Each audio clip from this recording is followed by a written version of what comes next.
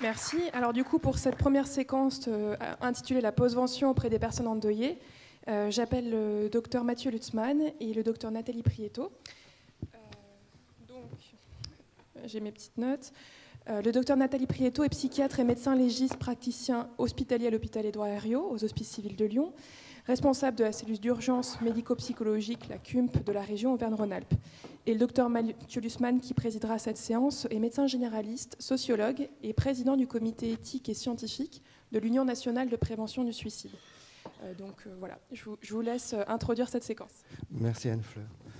Bonjour à tous, et je voulais d'abord remercier l'équipe de ARHM. J'ai du mal à prononcer le nom, de m'avoir invité pour présider ce premier temps.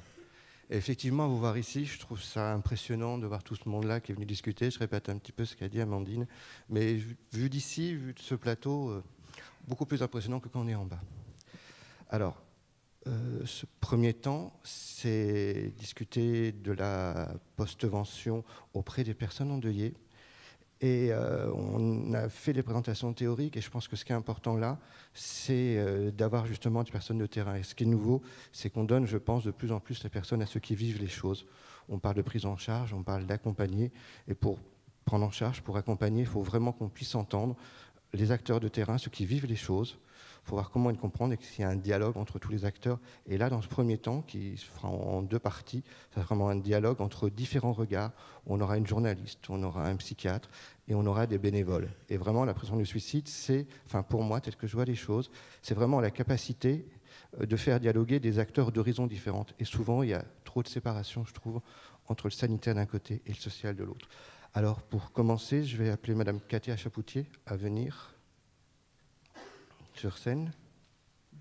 Alors, Madame Katia Chapoutier est journaliste, endeuillée, et si elle est là, c'est pour nous présenter un film qui s'appelle « Vivre après le suicide d'un proche ». Et donc, ce qui va nous permettre d'avoir cet enjeu important, d'avoir un regard distancé et en même temps proche.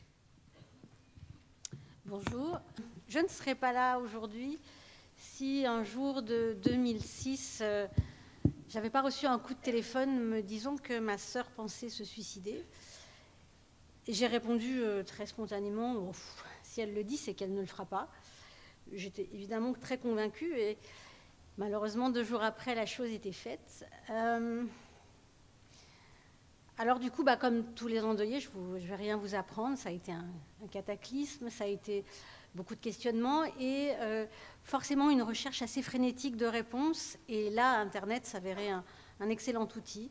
J'ai cherché à comprendre ce que c'était que le suicide, j'ai essayé de voir s'il y avait d'autres gens qui vivaient le même cataclysme, parce que je voyais par exemple dans les yeux de mon conjoint qui ne comprenait pas ce que je traversais. Et petit à petit, comme je suis journaliste, la quête est devenue une enquête avec beaucoup de colère, avec beaucoup de souffrance, bien sûr. Et au bout de 2 ans, je me suis dit, mais c'est pas possible, toutes ces choses que je découvre, à savoir la première, si quelqu'un évoque le fait de vouloir se suicider, il faut l'entendre, même si c'est du chantage affectif, parce que c'est une souffrance qui est exprimée. Et je me disais, mais c'est dingue, comment ça se fait qu'on ne le sait pas, comment ça se fait qu'on ne le dit pas, c'est hyper important.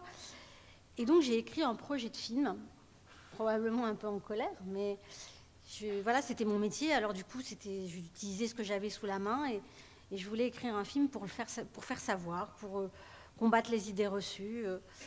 Alors j'ai démarché des producteurs qui étaient plus ou moins chauds, les choses se sont un peu calmées dans ma tête, et puis j'ai réécrit un projet plus positif sur la résilience des endeuillés, parce que j'avais croisé des femmes incroyables qui avaient réussi à transcender un deuil et en faire quelque chose de positif.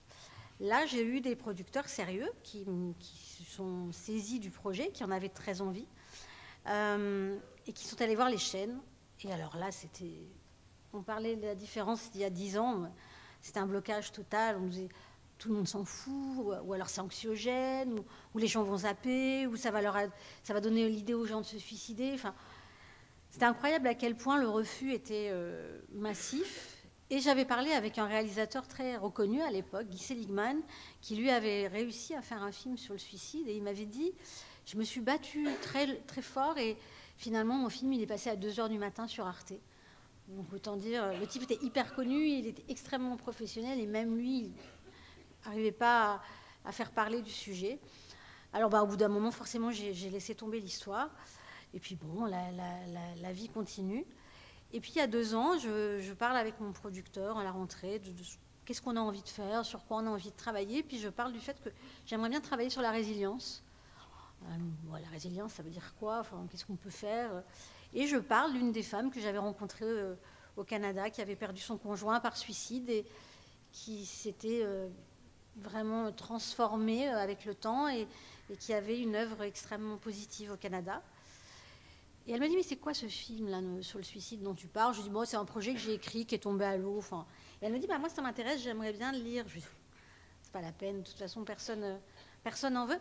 Je veux vraiment le lire. Donc, je pars à la recherche du dossier. Entre-temps, j'avais changé 3 fois d'ordinateur, donc il m'a fallu une bonne après-midi pour remettre la main dessus. Et ce film, à l'époque, ce projet s'appelait Même pas morte. Et je le relis, puis je me dis, c'est vrai quand même qu'il y a de la vie là-dedans, il y a quelque chose. Je le envoie, mais vraiment sans trop y croire. Et le producteur au-dessus, le producteur, le chef, on va dire, me rappelle. Et 1 heure après, il me dit, je ne te dérange pas longtemps, je voulais te dire, ce film, on va le faire. Alors quand il m'a dit ça, je me suis un peu... J'ai dit, ouais, enfin, j'y crois pas trop. Il m'a dit, on va le faire.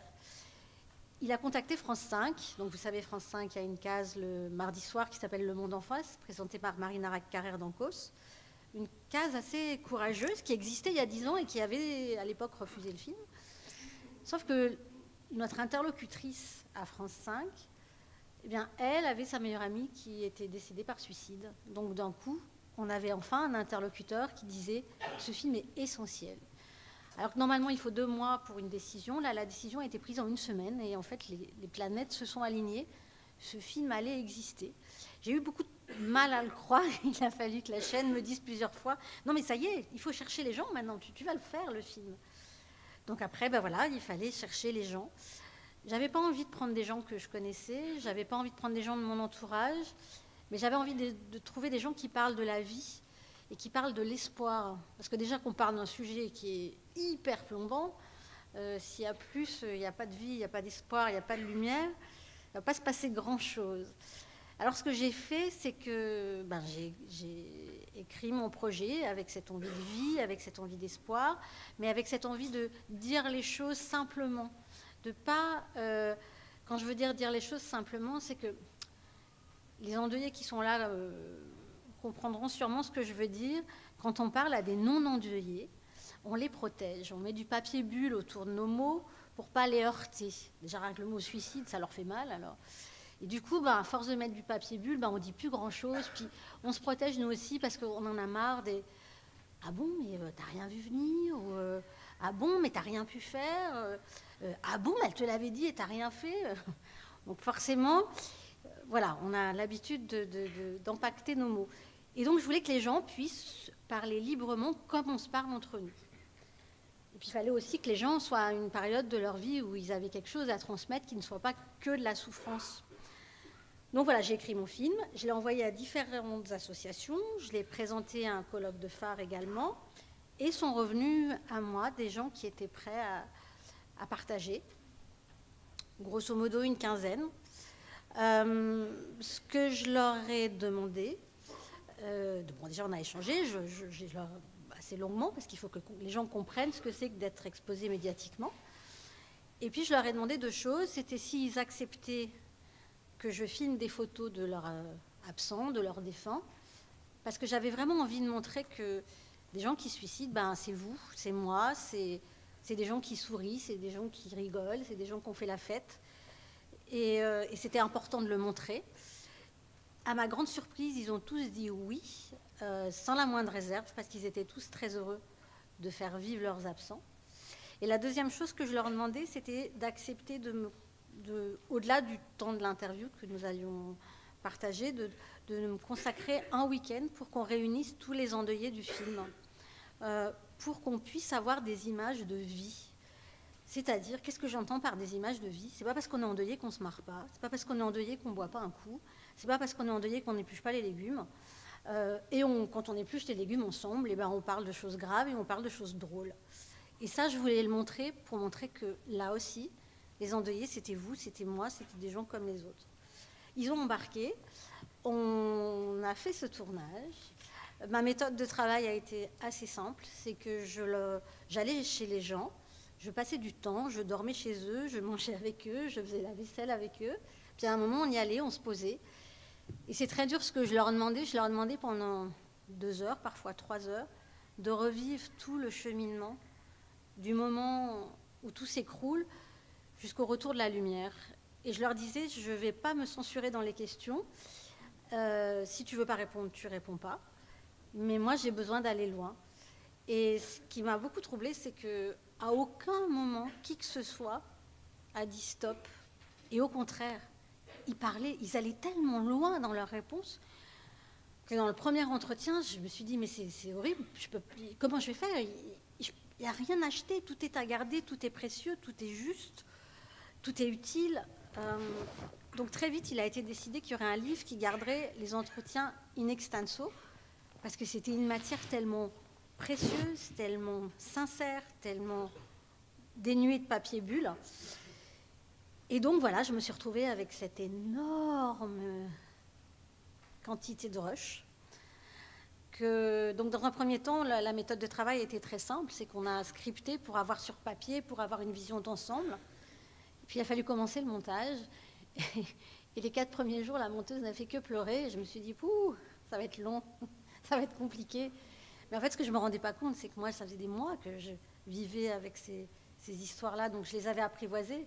Pour elle, prendre 50 heures d'histoire aussi puissante, c'était pas rien.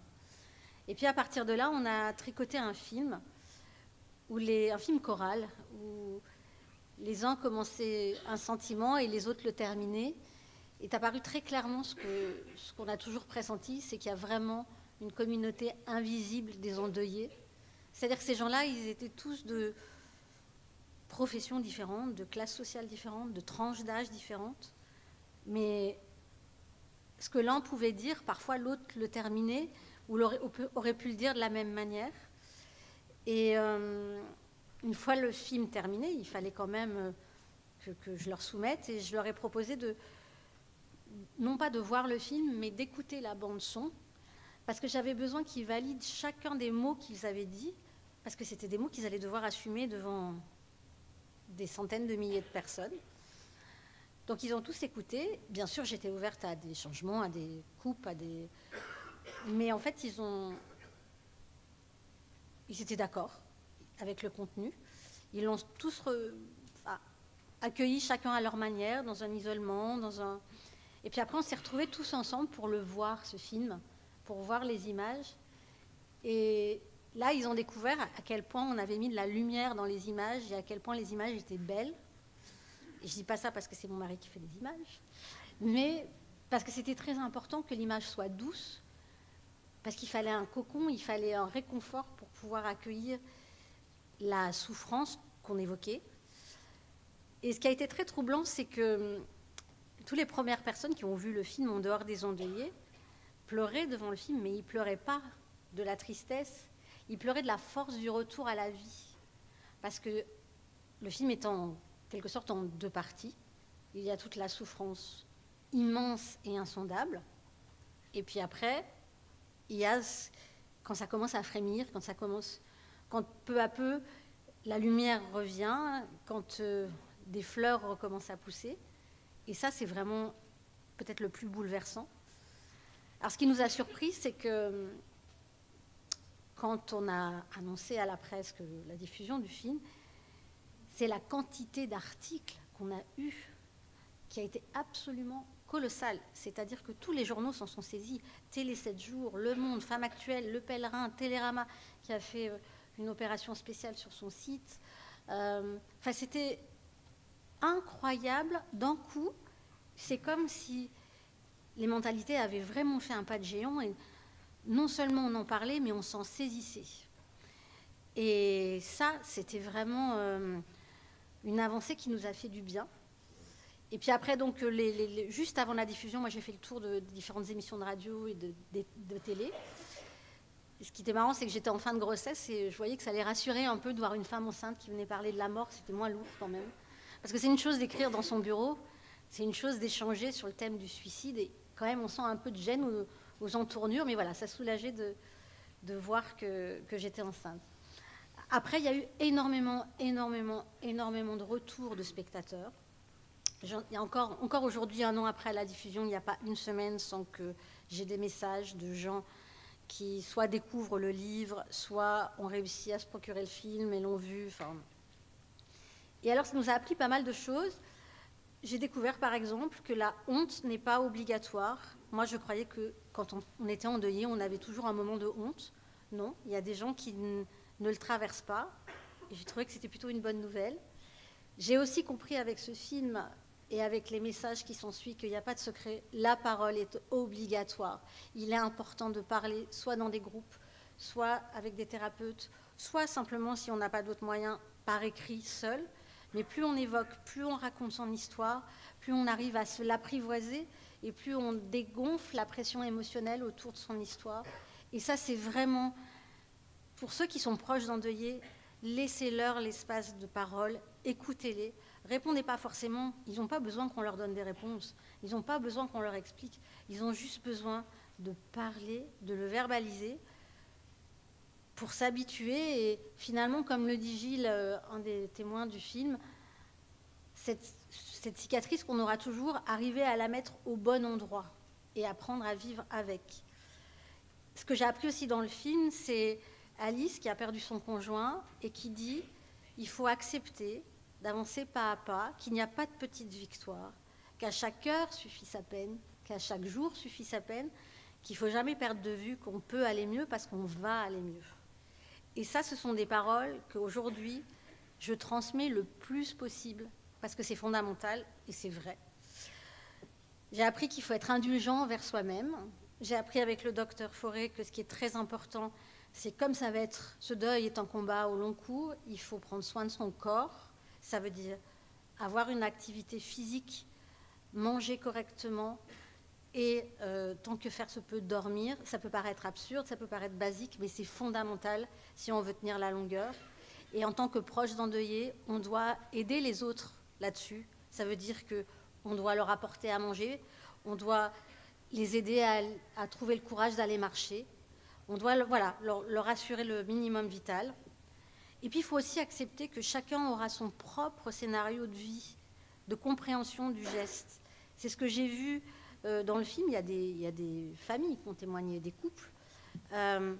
Finalement, au bout d'un moment, une fois qu'on sait qu'on ne saura pas pourquoi et qu'un suicide, c'est une multitude de raisons, et bien chacun fait son puzzle comme il peut et va faire sa vie avec ce puzzle-là. Et bien, il faut accepter que son voisin n'aura pas forcément la même explication. Je sais que dans ma famille, ma mère, mes frères et sœurs, ses enfants, on n'a pas tous la même explication, mais on s'en fout. L'essentiel, c'est qu'on aille bien et qu'on avance. J'ai appris pendant le film que si on veut aider un endeuillé, il faut accepter que des fois, il nous envoie balader, que des fois, il ne nous répondent pas. Puis il faut, l'air de rien, revenir à la charge. Il faut accepter, quand on accompagne un endeuillé, d'entendre 1000 fois la même histoire. C'est un peu comme une rupture. Votre meilleure amie, quand elle se fait larguer, elle vous saoule à raconter la même histoire. Un endeuillé, il va vous saouler à raconter la même histoire. Il ne faut pas lui dire de tourner la page, il faut juste lui laisser l'espace l'espace d'écoute bienveillante pour qu'il continue à la raconter. Et puis, il y a quelque chose qui est très important aussi, c'est qu'il faut oser prononcer le nom de celui qui est parti. Parce que très souvent, le nom de celui qui est parti devient tabou. Et je me suis rendu compte que tous les gens qui participaient au film souffraient de ce tabou. Alors, c'est pas besoin d'en parler avec emphase, c'est juste dire hey, tu te rappelles comment Julie, elle aimait bien le baba au rhum? Ah ouais, allez tiens, on va manger un baba au rhum. C'est juste des petites choses comme ça qui font que la personne existe encore. Et puis, Paul, qui a perdu sa fille unique, nous racontait, donc il est architecte, c'est un type qui a 70 ans, qui travaille dans un milieu assez masculin, assez rude, parfois.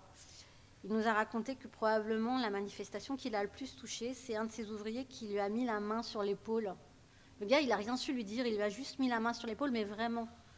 une main qui transmet, qui dit « je suis là ». Ben voilà, il ne faut pas avoir peur de ça.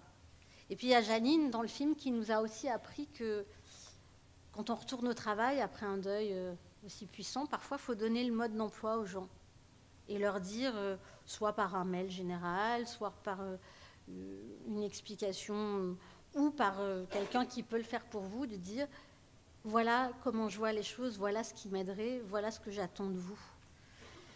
En général, c'est ce qui fonctionne le mieux. Ce qui est une chose qui est certaine, c'est que ça soit en amont du suicide ou après le suicide, ce qui est ressorti clairement, c'est que ce qui fait le plus souffrir, c'est l'absence de parole. Et aujourd'hui, ce que j'essaie, la prévention, c'est pas mon rayon, j'y connais pas grand-chose. La seule chose que j'ai apprise au long de ce travail, c'est que quand quelqu'un va pas bien, il faut prendre son courage demain et oser lui demander mais jusqu'où vont tes idées noires? Parce que parfois, simplement en disant les choses, ça va mieux. Elisabeth, dans le film qui a perdu sa fille de 15 ans, dit « Si je suis en vie aujourd'hui, c'est parce qu'on m'a laissé dire que je voulais mourir. » Parfois, ça suffit pour aider les gens à, là aussi, baisser la pression émotionnelle. Alors, tous autant qu'on est, on sait combien c'est dur de demander à quelqu'un si ces idées noires vont jusqu'au suicide. Mais quand on ose le faire, parfois, on perçoit un soulagement tellement énorme qu'on sait que c'était la bonne chose à faire. Et voilà, surtout, évidemment, j'ai envie de vous dire, faites passer le message que quelqu'un qui dit qu'il a envie de se suicider, quel que soit le contexte, quel que soit l'âge, ça mérite d'être entendu. Très souvent, c'est même bien de faire appel à des professionnels, parce que nous, en tant que proches, on ne peut pas grand-chose. Mais voilà, et ne laissons plus jamais les gens à la cantine à midi, quand ils parlent entre eux, dire « Pouf !» De toute façon, s'il le dit, c'est qu'il ne le fera pas. Prendre avec gentillesse et calme le temps de dire que non, ça n'est pas vrai. Voilà. Merci.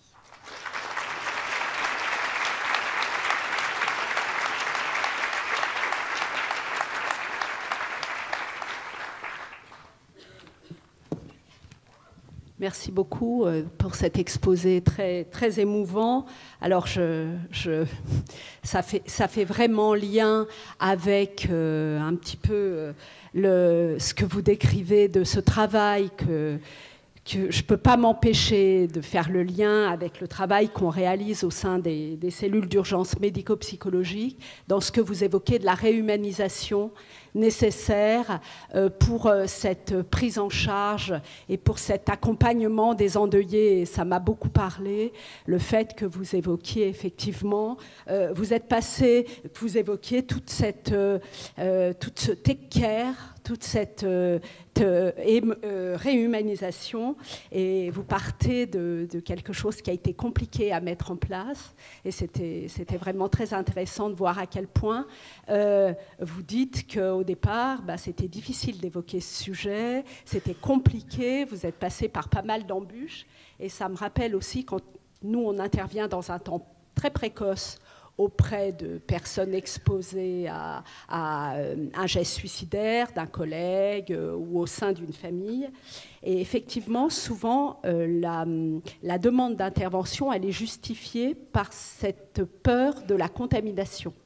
Comme si, effectivement, d'intervenir dans une classe parce qu'un jeune s'est précipité par la fenêtre et d'intervenir immédiatement, c'est justifié par le fait qu'on reconnaît que les élèves vont mal, mais aussi, derrière la demande d'intervention, il y a quand même l'idée que si jamais ça donnait l'envie aux autres. Et cet effet contamination, vous me direz, elle nous sert aussi parce que ça nous permet de les prendre en charge rapidement, mais souvent, c'est ça qui est sous-tendu et ça participe aussi au mythe et aux effets du suicide. Moi, je reviendrai aussi sur quelque chose qui est quand même particulier et qui fera lien avec l'intervention de Juliette, tout à fait, c'est la part d'agressivité qu'on voit immédiate au moment le plus fort de l'impact chez ces endeuillés et qui est extrêmement culpabilisé. Et c'est vrai que ça, c'est souvent dans un temps très très précoce, cette charge d'agressivité très culpabilisée dont on a l'impression qu'il fait parfois un peu blocage dans le fil des interventions et ensuite pour élaborer le deuil. Mais je ne vais pas emboliser la parole parce que je crois qu'on pourra la reprendre parce que vos interventions font lien et je vais vous dire à quel point elles font lien. J'ai une patiente actuellement qui a retrouvé son fils pendu dans son appartement alors qu'elle rentrait de vacances, revenait d'Espagne et elle a vu votre film. Elle a vu votre film, elle a été très touchée par votre film, même si elle a considéré que c'était très difficile. Et puis aussi, maintenant, elle fait partie du groupe qui a organisé par Juliette. Et du coup, je trouve que c'est une remarquable transition vers l'exposé de Juliette. Merci. Juste un petit mot, vous êtes déjà descendu. Je pensais que vous resteriez là-bas pour qu'on puisse un tout petit peu débattre. Non, bon, peut-être qu'on aura le temps tout à l'heure. Je vous poserai des questions, mais je pense que c'est important qu'on puisse débattre. Parce que moi aussi, il y a quelques mots forts que vous avez dit, il y a vraiment des mots forts. On va le faire, ce film.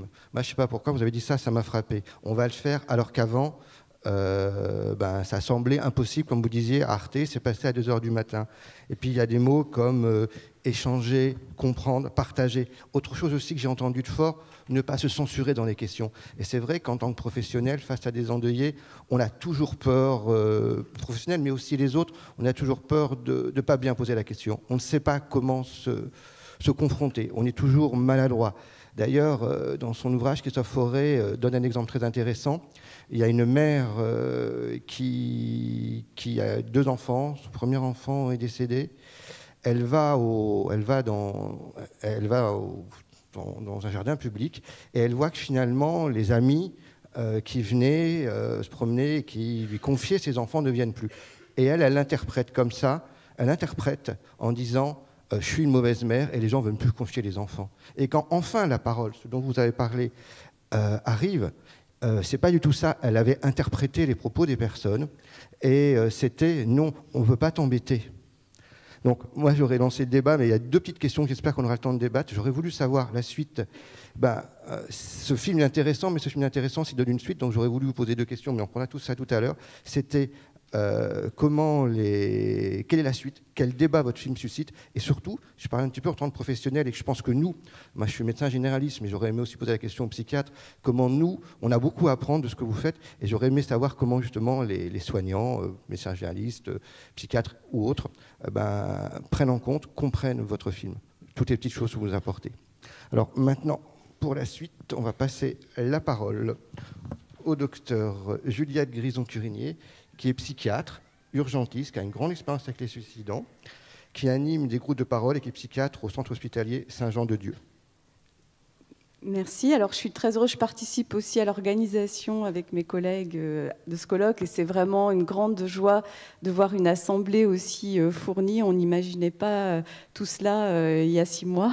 Donc, c'est vraiment. Et puis, je pense que les interventions vont vraiment s'enrichir les unes les autres. Ce qu'a dit Katia Chapoutier, ça va vraiment être en résonance avec mon propos, puisque je suis là pour vous parler de mon expérience d'animation d'un groupe pour endeuiller après un suicide. Donc moi, je suis effectivement psychiatre avec une expérience aussi bien aux urgences de l'hôpital général et puis maintenant à l'hôpital psychiatrique de recevoir de nombreux suicidants. Mais là, je parle en tant qu'animatrice de ce groupe dont le professeur Védrine a rappelé tout à l'heure un peu l'historique, les aléas aussi institutionnels qui ont conduit à des périodes d'interruption, et puis maintenant un groupe qui est bien reparti, si je puis dire. Il me semble important, simplement pour qu'on puisse se représenter les choses, pour ceux qui ne seraient pas familiers de ce type de groupe, de vous proposer en quelques lignes de définir un petit peu le dispositif. Simplement, on peut juste préciser qu'il y a différents types de groupes qui existent. Ces groupes existent depuis de très nombreuses années. Il y a les groupes d'entraide entre endeuillés. Et le groupe dont je vais vous parler est plutôt un groupe de soutien animé par 2 professionnels, donc un psychiatre, moi-même, et puis une collègue psychologue, Sonia Tissot, qui ne pouvait pas être là aujourd'hui. je vous dirai un peu plus tard l'intérêt qu'apporte ce binôme psychiatre-psychologue. Donc, ce groupe, actuellement, il se réunit une fois par mois à l'hôpital Saint-Luc-Saint-Joseph, donc, qui est un des hôpitaux généraux de Lyon. On tenait à cette inscription dans un autre lieu que l'hôpital psychiatrique. J'ai rien contre le secteur, j'y travaille, mais voilà, un lieu non stigmatisant pour accueillir ses proches, ces endeuillés après un suicide, qui viennent une fois par mois pour une séance d'à peu près 1h30, qui se réunissent voilà, pour parler, pour se rencontrer. Avant d'intégrer le groupe, on propose un entretien individuel pour vraiment s'assurer que la personne va trouver ce qu'elle recherche, pour aussi vérifier peut-être qu'elle est dans un état suffisant pour intégrer un groupe. Quelquefois, d'un commun accord, après cet entretien individuel, on peut décider de peut-être différer un petit peu l'intégration au groupe. C'est des choses qui se discutent. Et puis, cet entretien individuel avec un professionnel du soin psychique permet, alors c'est assez rare, mais ça arrive, de déceler vraiment un état de décompensation psychiatrique suite à un deuil. Et donc, on va être à même de bien orienter la personne et de s'assurer qu'elle va pouvoir être prise en charge à ce moment-là. Ça n'empêchera pas d'ailleurs qu'à un autre moment, la personne intègre le groupe. Il y aura aussi un entretien individuel en fin d'année de groupe pour recueillir le vécu du participant. Qu'est-ce que lui a apporté le groupe? Qu'est-ce qu'il a trouvé? Quelles sont ses remarques? Je rejoins Mathieu quand il dit que nous, les professionnels, on a beaucoup à apprendre des endeuillés. Donc, on va tenir compte aussi de ce qu'ils nous renvoient, de comment ils ont été reçus. C'est un groupe dans lequel plusieurs personnes d'une même famille peuvent venir participer. Donc on peut accueillir des conjoints, on peut accueillir des frères et sœurs.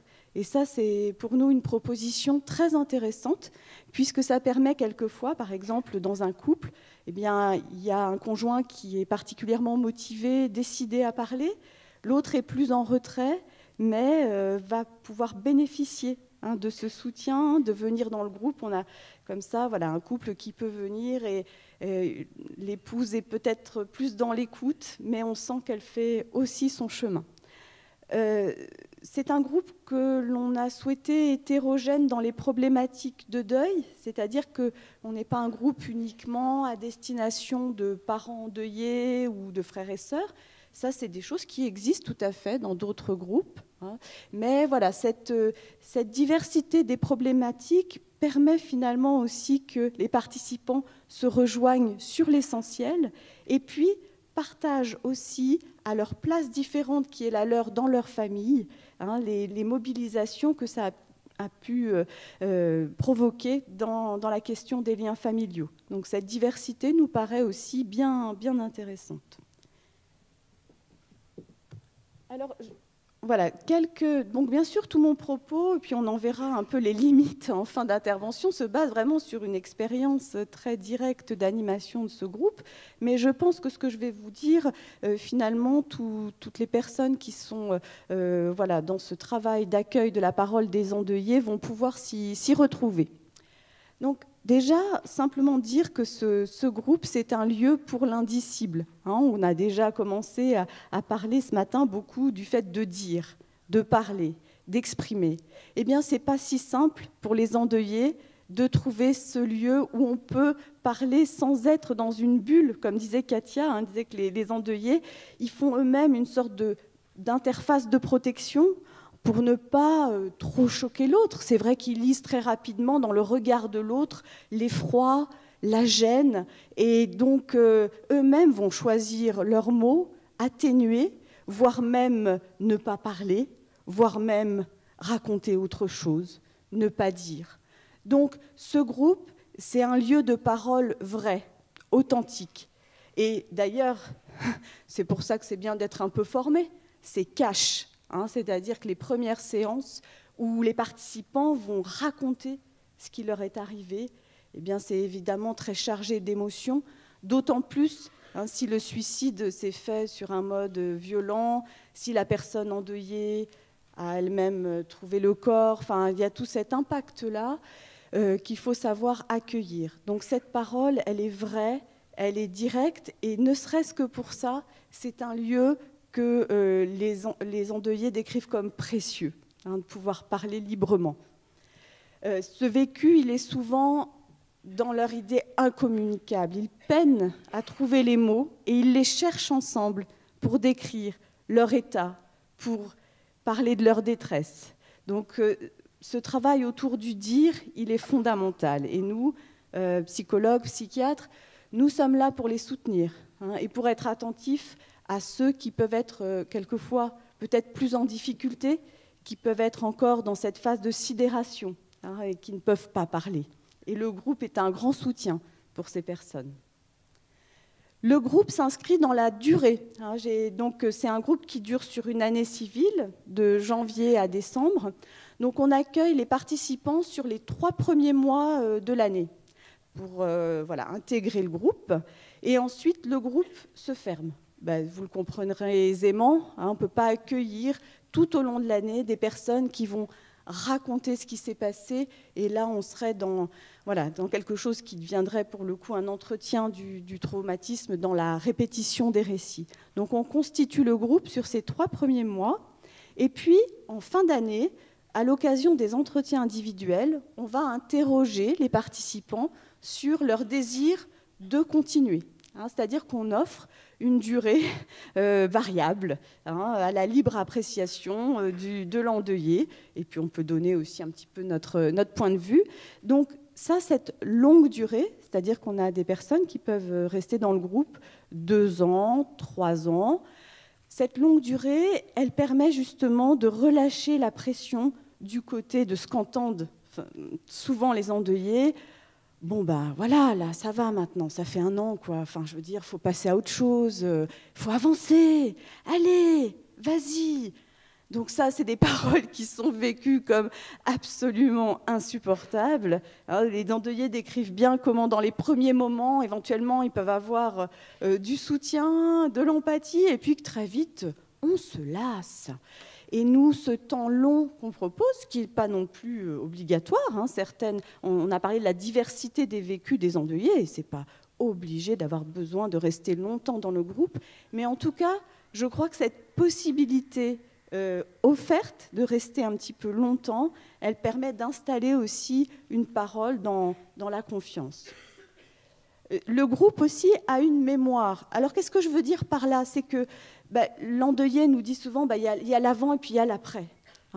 Et puis dans l'avant, il y a tout ce récit très répétitif des derniers moments. On en reparlera avec la culpabilité, la quête de sens, qu'est-ce qui s'est passé, en détaillant quasiment minute par minute l'emploi du temps du défunt.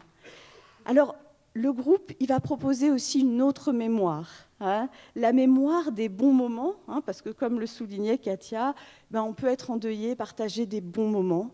Elle va aussi permettre un travail de transformation, d'élaboration de séance en séance. Alors, je ne vous apprends rien de nouveau, mais ça, c'est quand même très important pour ces personnes qui sont quelquefois dans un temps très figé, qui ont l'impression que rien ne change, rien ne bouge.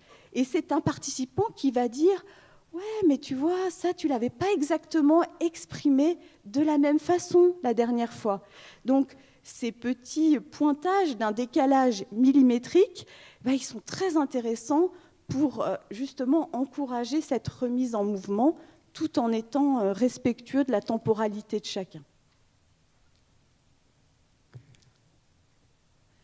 Alors, dans le groupe, en tout cas, que j'anime, on a choisi, alors je parle vraiment de ce groupe, mais j'en suis pas à l'origine, il a une longue histoire, et puis on a repris beaucoup de choses qui existaient depuis longtemps, mais quand même, on voit que c'est intéressant de ne pas définir de sujet à l'avance, c'est-à-dire que les participants arrivent pour la séance mensuelle, et on n'a pas de thématique prévue à l'avance. Oui, je vois le panneau, donc j'ai beaucoup de choses à dire, mais je vais essayer de faire synthétique. Alors, par contre, les thèmes, s'ils ne sont pas choisis d'avance, pourtant, c'est toujours les mêmes qui reviennent. Ce qui est important, c'est que ça arrive au moment où ça doit arriver.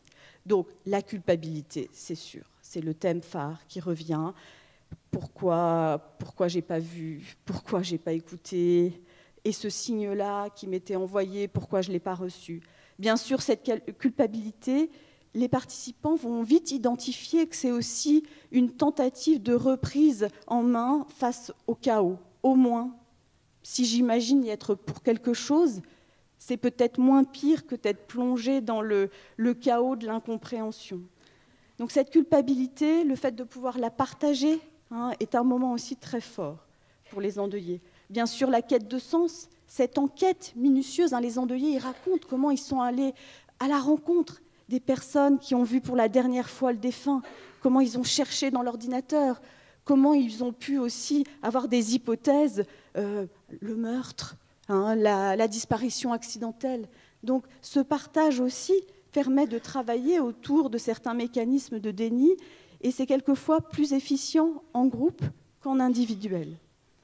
La honte, bien sûr, et la stigmatisation sociale, ce vécu n'est pas forcément toujours présent, mais il est quand même souvent verbalisé par les endeuillés. Et comme le disait Mathieu tout à l'heure, c'est à la fois la réalité d'un tabou encore très présent, et d'une société qui a du mal à faire une place à ces endeuillés qui se sentent exclus, mais c'est aussi le vécu interne de l'endeuillé qui est aussi dans un repli et qui, quelquefois, refuse ou ne peut pas accepter les propositions. Bien sûr, la colère est très souvent là dans nos groupes. Alors cette colère, c'est la colère contre, par exemple, les soignants. Moi, en tant que psychiatre, j'en prends plein la figure, parce que, bien sûr, nous, les professionnels du soin, eh bien aussi, on n'a quelquefois pas su voir, on n'a pas su expliquer, on a mal reçu les familles. Est-ce que c'est la réalité ? Est-ce que c'est le vécu de ces personnes ? En tout cas, voilà, on a aussi à être là pour répondre de comment le professionnel, psychiatre, psychologue, se positionne sur ces questions. La colère, c'est la colère aussi contre la personne dont on imagine qu'elle serait à l'origine du suicide. Il en aimerait tellement qu'il y ait une cause unique, alors que bien sûr, le long du chemin, on se rend compte que voilà, il y a de multiples raisons et que le mystère reste toujours entier. Alors le groupe permet d'aborder ou de dépasser cette question un peu du bouc émissaire. Quand un couple se focalise sur l'ex-compagne de leur fils en disant « c'est à cause d'elle qui s'est suicidée » et que une compagne peut dire « c'est tellement dur ce que je vis de ne pas avoir le soutien de la famille de mon compagnon ». Eh bien, ce dialogue, qui au début peut être assez tendu, permet d'avancer, ce qui est quelquefois difficile en individuel pour échanger avec des collègues qui ont ce type de suivi. Les réactions émotionnelles après un suicide sont bien sûr partagées, ainsi que les stratégies d'adaptation pour faire face. Alors, dans le groupe, comme je vous le disais tout à l'heure, la parole, elle est extrêmement directe, aussi bien entre les endeuillés eux-mêmes qu'avec nous, les animatrices. Bien sûr, pourquoi ? Les questions de la pathologie mentale, de la dépression, de pourquoi on se suiciderait, c'est des questions qui sont abordées très concrètement. On est même quelquefois, moi en tant que psychiatre, c'est quoi un raptus anxieux ? Parce que les endeuillés, ils lisent beaucoup, ils cherchent sur Internet, ils trouvent des informations plus ou moins fiables. Et donc, ils viennent chercher auprès de nous aussi notre réponse de professionnels. Il y a des questions qui, quelquefois, nous déstabilisent. C'est génétique, le suicide ? Alors, il faut dire que, il y a eu à certains moments des polémiques. C'est pour la participante qui pose cette question, c'était de dire, c'est héréditaire, mais dans le sens, est-ce que, parce que dans ma famille, il y a eu plusieurs suicides, ça veut dire que moi aussi, je vais passer par là. Donc, ces questions, c'est des questions très directes auxquelles on va ensemble, participants et professionnels, chercher des pistes, plus que des réponses. Et puis, une question qui revient très souvent et qui me paraît fondamentale, c'est comment on en parle aux enfants. Alors, soit aux enfants survivants, les enfants d'un parent suicidé, soit des enfants un petit peu moins proches, les cousins, les neveux. ça me paraît essentiel. Le professeur Védrine pointait le manque pour le moment, il existe des choses, il ne faut pas dire qu'il n'existe rien, mais de lieux de parole et d'accompagnement pour ces enfants endeuillés. Et à travers les questions posées par les participants, on travaille cela. Comment accueillir la parole des enfants. Alors, je vous parlais d'un binôme, un binôme qui se veut empathique et proactif. Bien sûr, on ne peut pas animer ce type de groupe en restant dans une neutralité toute bienveillante qu'elle soit et se réfugier dans un silence compréhensif. Non, on est là, on s'implique, on répond, on doute quelquefois avec les participants, on rit, on est présent. Et cette rencontre interhumaine entre des personnes endeuillées et d'autres qui, a priori, ne le sont pas, permet aussi ce partage de vécus qui sont humains, je dirais, même s'ils sont extrêmes, qui sont humains. Bien sûr, en tant que psychiatre, psychologue, on a une fonction de régulation et de contenance psychique. Vous imaginez bien que dans ce type de groupe, il peut y avoir des moments où on pourrait risquer de basculer vers un effet de sidération collective ou des mécanismes de fascination. On est là pour réguler tout ça, contenir, essayer un petit peu de transformer ces vécus parfois amenés de façon très brute. On est, je vous en parlais tout à l'heure, un support de projection, quelquefois de la colère des endeuillés. On répond aux demandes d'information qui nous sont demandées. Et puis, j'insiste sur le dernier point, on porte attention à l'individu. Bien sûr que c'est un travail groupal, mais en tant que psychologue, psychiatre, on va être très attentif à l'état de chaque personne. Et donc, on précise toujours en début de groupe que les participants peuvent venir nous solliciter individuellement à la fin de la séance s'ils en ressentent le besoin. Et nous-mêmes, si on repère que quelqu'un paraît aller particulièrement mal, on va aller au-devant. Et il nous arrive, dans certaines situations, de prendre un temps d'échange et d'accompagner la personne vers, par exemple, un suivi individuel. Donc ça, c'est quelque chose aussi auquel on est attentif. Alors, quels sont les effets du groupe qu'on peut attendre ? On peut attendre des effets, bien sûr, sur la vie sociale, sur la reprise d'une activité d'interaction. Venir au groupe, c'est déjà sortir de chez soi, c'est reprendre cette vie-là. Oui, je vois les petits panneaux. C'est aussi sur l'estime de soi. Alors ça, c'est très important, c'est-à-dire que ces endeuillés qui se sentent nuls, qui se sentent blessés dans leur capacité à être parents, à être professeurs, par exemple, pour une participante qui est enseignante, qui dit « mais moi, j'ai plus de légitimité pour parler maintenant à mes élèves, après ce qui est arrivé, après ce que j'ai pas su éviter ». Eh bien, de retrouver dans le groupe une écoute bienveillante et aussi un intérêt porté à ce que l'endeuillé peut dire, ça permet à l'endeuillé de se sentir aidant. Et donc, ça renforce quand même son estime de soi. Il y a tout un travail d'élaboration psychique que je ne peux pas vous décrire, je n'ai pas assez de temps ici, mais sur ce que peut co-construire le groupe comme travail d'élaboration et de transformation du vécu. Quand même, il faut insister sur la prévention de la contagion suicidaire. Là, j'en ai pas encore parlé, mais évidemment, dans ce groupe, je dirais quasiment inévitablement, au moins une ou deux séances, un participant va parler de ses idées suicidaires, soit antérieures, soit actuelles. Et la possibilité de pouvoir parler de ses idées suicidaires dans un lieu où ça pourra être entendu sans jugement en même temps y trouver une réponse, une écoute est très précieuse. Donc c'est vrai qu'il ne faut pas oublier que ces actions de post-vention et sont aussi des activités de prévention en limitant les risques de contagion psychique. Et puis, bien sûr, on peut terminer sur la capacité à reprendre vie hein, c'est-à-dire voilà, se remettre en mouvement, partager des moments d'humour. On rit dans ce groupe par moment. Hein. C'est une participante qui dit voilà, son père s'est suicidé, s'est pendu, elle s'est arrêtée de travailler, elle a repris le travail, elle a vu le médecin du travail qui lui a dit « Alors, je coche suicide dans vos antécédents ?» Voilà, et elle le raconte avec beaucoup d'humour et voilà, on a ce regard quelquefois très décalé, très vivant. Il y a aussi ce groupe parallèle qui se met en place avec des endeuillés qui vont se retrouver en dehors des séances pour partager des moments de convivialité. Alors je vais terminer sur les limites, parce que là je vous ai raconté que des belles choses. Forcément, je suis convaincue, hein, j'anime ce groupe, j'en vois les effets. Bien sûr, c'est très subjectif. Et il y a tout le problème de l'évaluation de ces groupes, une évaluation qui est bien difficile.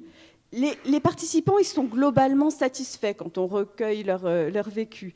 C'est le propre un peu des évaluations de ce qu'on propose aux endeuillés, hein, qui sont souvent reconnaissants de l'aide qui leur est apportée. Il y a de nombreux biais d'évaluation, hein, de quels outils utiliser.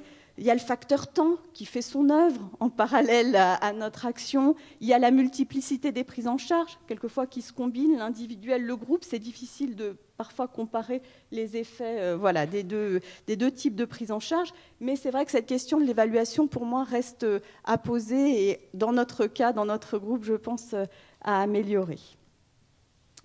Voilà, je pense que c'est bien qu'on s'arrête là pour respecter le timing. Merci beaucoup. Alors, je ne sais pas s'il faut évaluer cette pratique tellement c'est convaincant. Hein. Je crois qu'il y a la première évaluation, pour rebondir sur ce que tu dis, c'est quand même le ressenti subjectif. Et là, Dieu sait si c'est à restaurer cette subjectivité-là des participants. Et ça, je pense que c'est le meilleur évaluateur qu'on puisse avoir. Hein. C'est vraiment tout ce travail d'accompagnement, de partage, qui rejoint effectivement ce que disait tout à fait la première intervenante sur les difficultés et les phases auxquelles sont confrontés, assez spécifiquement d'ailleurs, hein, les endeuillés par suicide. On le voit y compris dans des temps très précoces où on pourrait, in abstracto comme ça, reconnaître un groupe d'endeuillés d'un groupe de psychotraumatisés pour un autre événement. Juliette, je la vois très discrète, mais j'aurais des questions à te poser. Voilà, oui, je pense que c'est mieux. Tu nous as pas détaillé, faute de temps, le rôle des intervenants. C'est-à-dire dans le sens, est-ce que vous faites comme nous, c'est très cadré, animateur, co-animateur, débriefeur, co-débriefeur, etc. Ou est-ce que c'est vraiment une co-animation partagée, ou est-ce qu'il y a un animateur plus en avant, dans la mesure où tu disais quand même que vous étiez très engagé dans le groupe? Merci de ta question. Alors, on est dans une co-animation vraiment partagée et très finalement spontanée. Alors, bien sûr qu'on va débriefer entre nous à chaque séance et analyser chaque séance et éventuellement travailler ensemble voilà, notre positionnement dans la séance pour éventuellement se réajuster. Mais je dirais qu'en direct, on est spontané et c'est quelque chose qui me semble assez précieux parce qu'on se met à un niveau finalement très proche de celui des participants. Hein, malgré notre expérience bien différente.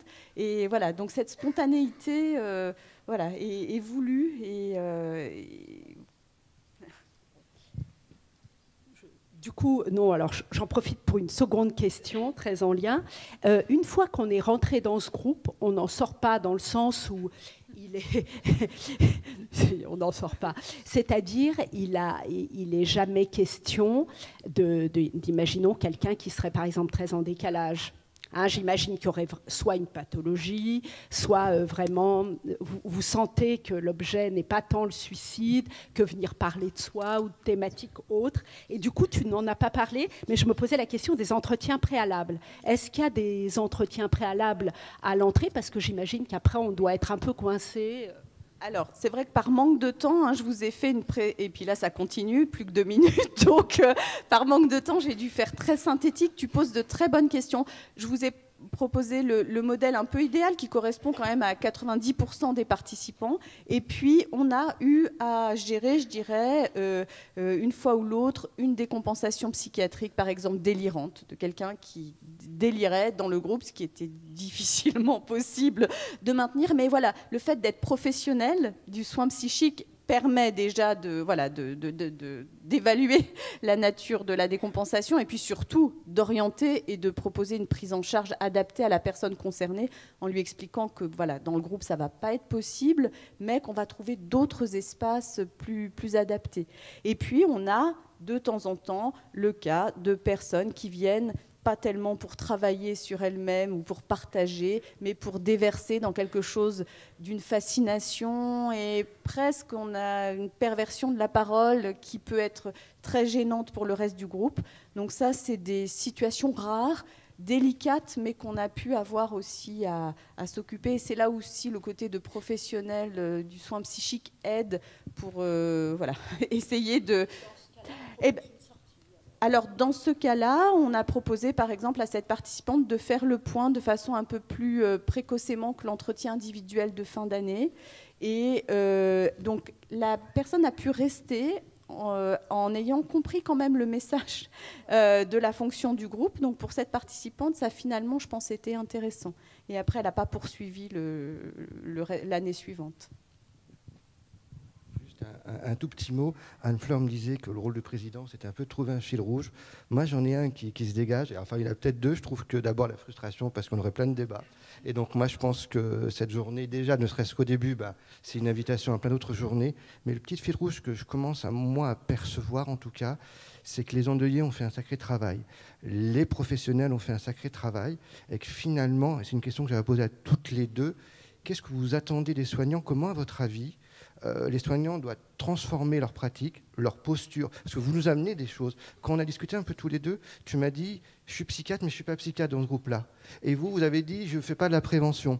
Et donc, moi, j'étais un peu dans ces trucs. Qu'est-ce que nous, soignants, on doit apprendre? Comment vous souhaitez que nous, on doit modifier notre posture? En fait, la seule chose qui de par mon observation, me semble vraiment importante, c'est d'inciter les endeuillés à passer du temps avec un thérapeute qui connaît bien la thématique du deuil après le suicide. On a une des personnes qui était dans le film raconte que son psy qui l'accompagnait était en vacances à un moment où elle allait très très mal. Sa fille était décédée depuis 18 mois. Et le remplaçant lui a dit oh là là, 18 mois, vous en êtes que là. Mais attendez, mais vous êtes en plein deuil pathologique. Bon, clairement, le gars, il ne connaissait pas la thématique du deuil après le suicide. Donc, c'est vrai qu'un psy qui ne connaît pas bien cette problématique, de la même manière que quand j'ai démarré le film, mon mari m'avait demandé que je sois accompagnée parce que ça le rassurait. J'ai rencontré une psy absolument charmante, que j'aurais eu beaucoup de plaisir à avoir dans un autre contexte, sauf que très vite, je me suis rendu compte que j'étais en train de la former sur le problème du deuil après le suicide, donc c'était pas trop l'intérêt. J'avais déjà expliqué à la chaîne, j'allais pas en plus expliquer à la psy. Donc voilà, si les médecins généralistes, si les soignants pouvaient accompagner les gens vers des thérapeutes qui connaissent cette problématique, c'est la garantie d'un deuil un peu plus serein. Effectivement, je pense... Alors là, on est très nombreux dans cette salle, donc on est convaincus de l'intérêt de la postvention, mais c'est vrai qu'il faut se dire qu'y compris chez les professionnels du soin psychique, ce n'est pas une opinion si partagée, et puis qu'il y a certainement un manque de formation des professionnels, un manque de connaissance du réseau aussi, de quelles sont les ressources à disposition pour ces endeuillés. Et puis c'est vrai qu'on apprend beaucoup, nous les psychiatres, les psychologues, en écoutant nos patients, ça c'est pas une première, mais en écoutant les endeuillés, moi c'est vrai que ce groupe m'a beaucoup appris et questionné sur ma propre pratique, et ça c'est un enrichissement mutuel, et donc c'est très aidant aussi, je crois, pour les endeuillés, de participer à ce qui est une promotion aussi d'une amélioration de la formation des professionnels de santé. Il y a beaucoup à faire, je pense. On pourrait débattre sur la formation, parce que je pense qu'on dit toujours qu'il faut former, beaucoup de thèses en médecine générale, il faut toujours former, mais je pense qu'il faudrait aussi qu'on réfléchisse au temps que nous, soignants, on a à donner aux gens. Au moment de la pause, vous avez été nombreux à me demander le nom du film. Donc le film s'appelle La vie après le suicide d'un proche. Si vous voulez, je peux vous donner mon adresse email pour ceux qui le veulent, pour que je leur transmette un lien. L'idée étant de ne pas le diffuser sur les réseaux sociaux parce que les droits appartiennent à la chaîne. Mais si vous voulez le voir ou le montrer à des gens qui sont concernés. Donc ça s'appelle La vie après le suicide d'un proche. Mon adresse email est la suivante.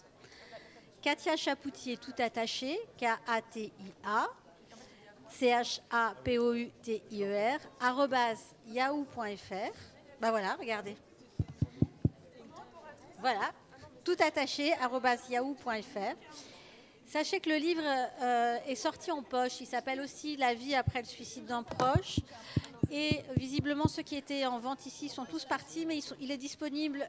Vous pouvez le commander sur Amazon, sur la Fnac. Là, maintenant, en même temps qu'on se parle, c'est assez pratique. L'avantage de ce bouquin, c'est au-delà des commentaires, des témoignages au complet.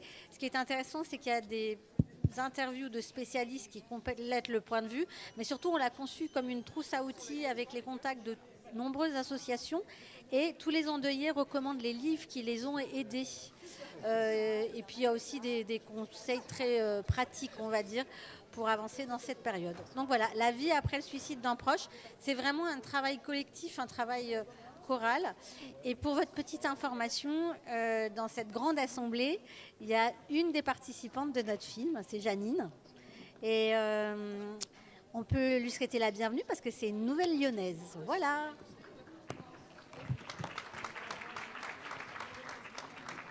Merci beaucoup.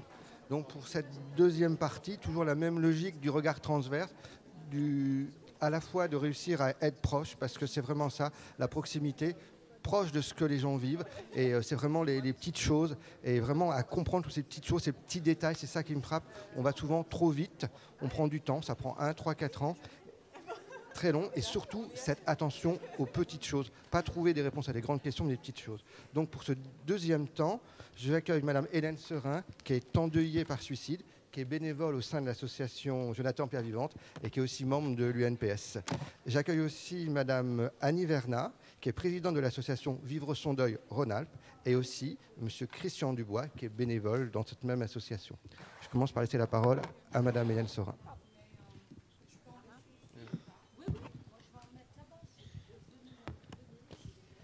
Oui, bonjour. Donc voilà, moi je suis une maman endeuillée par suicide.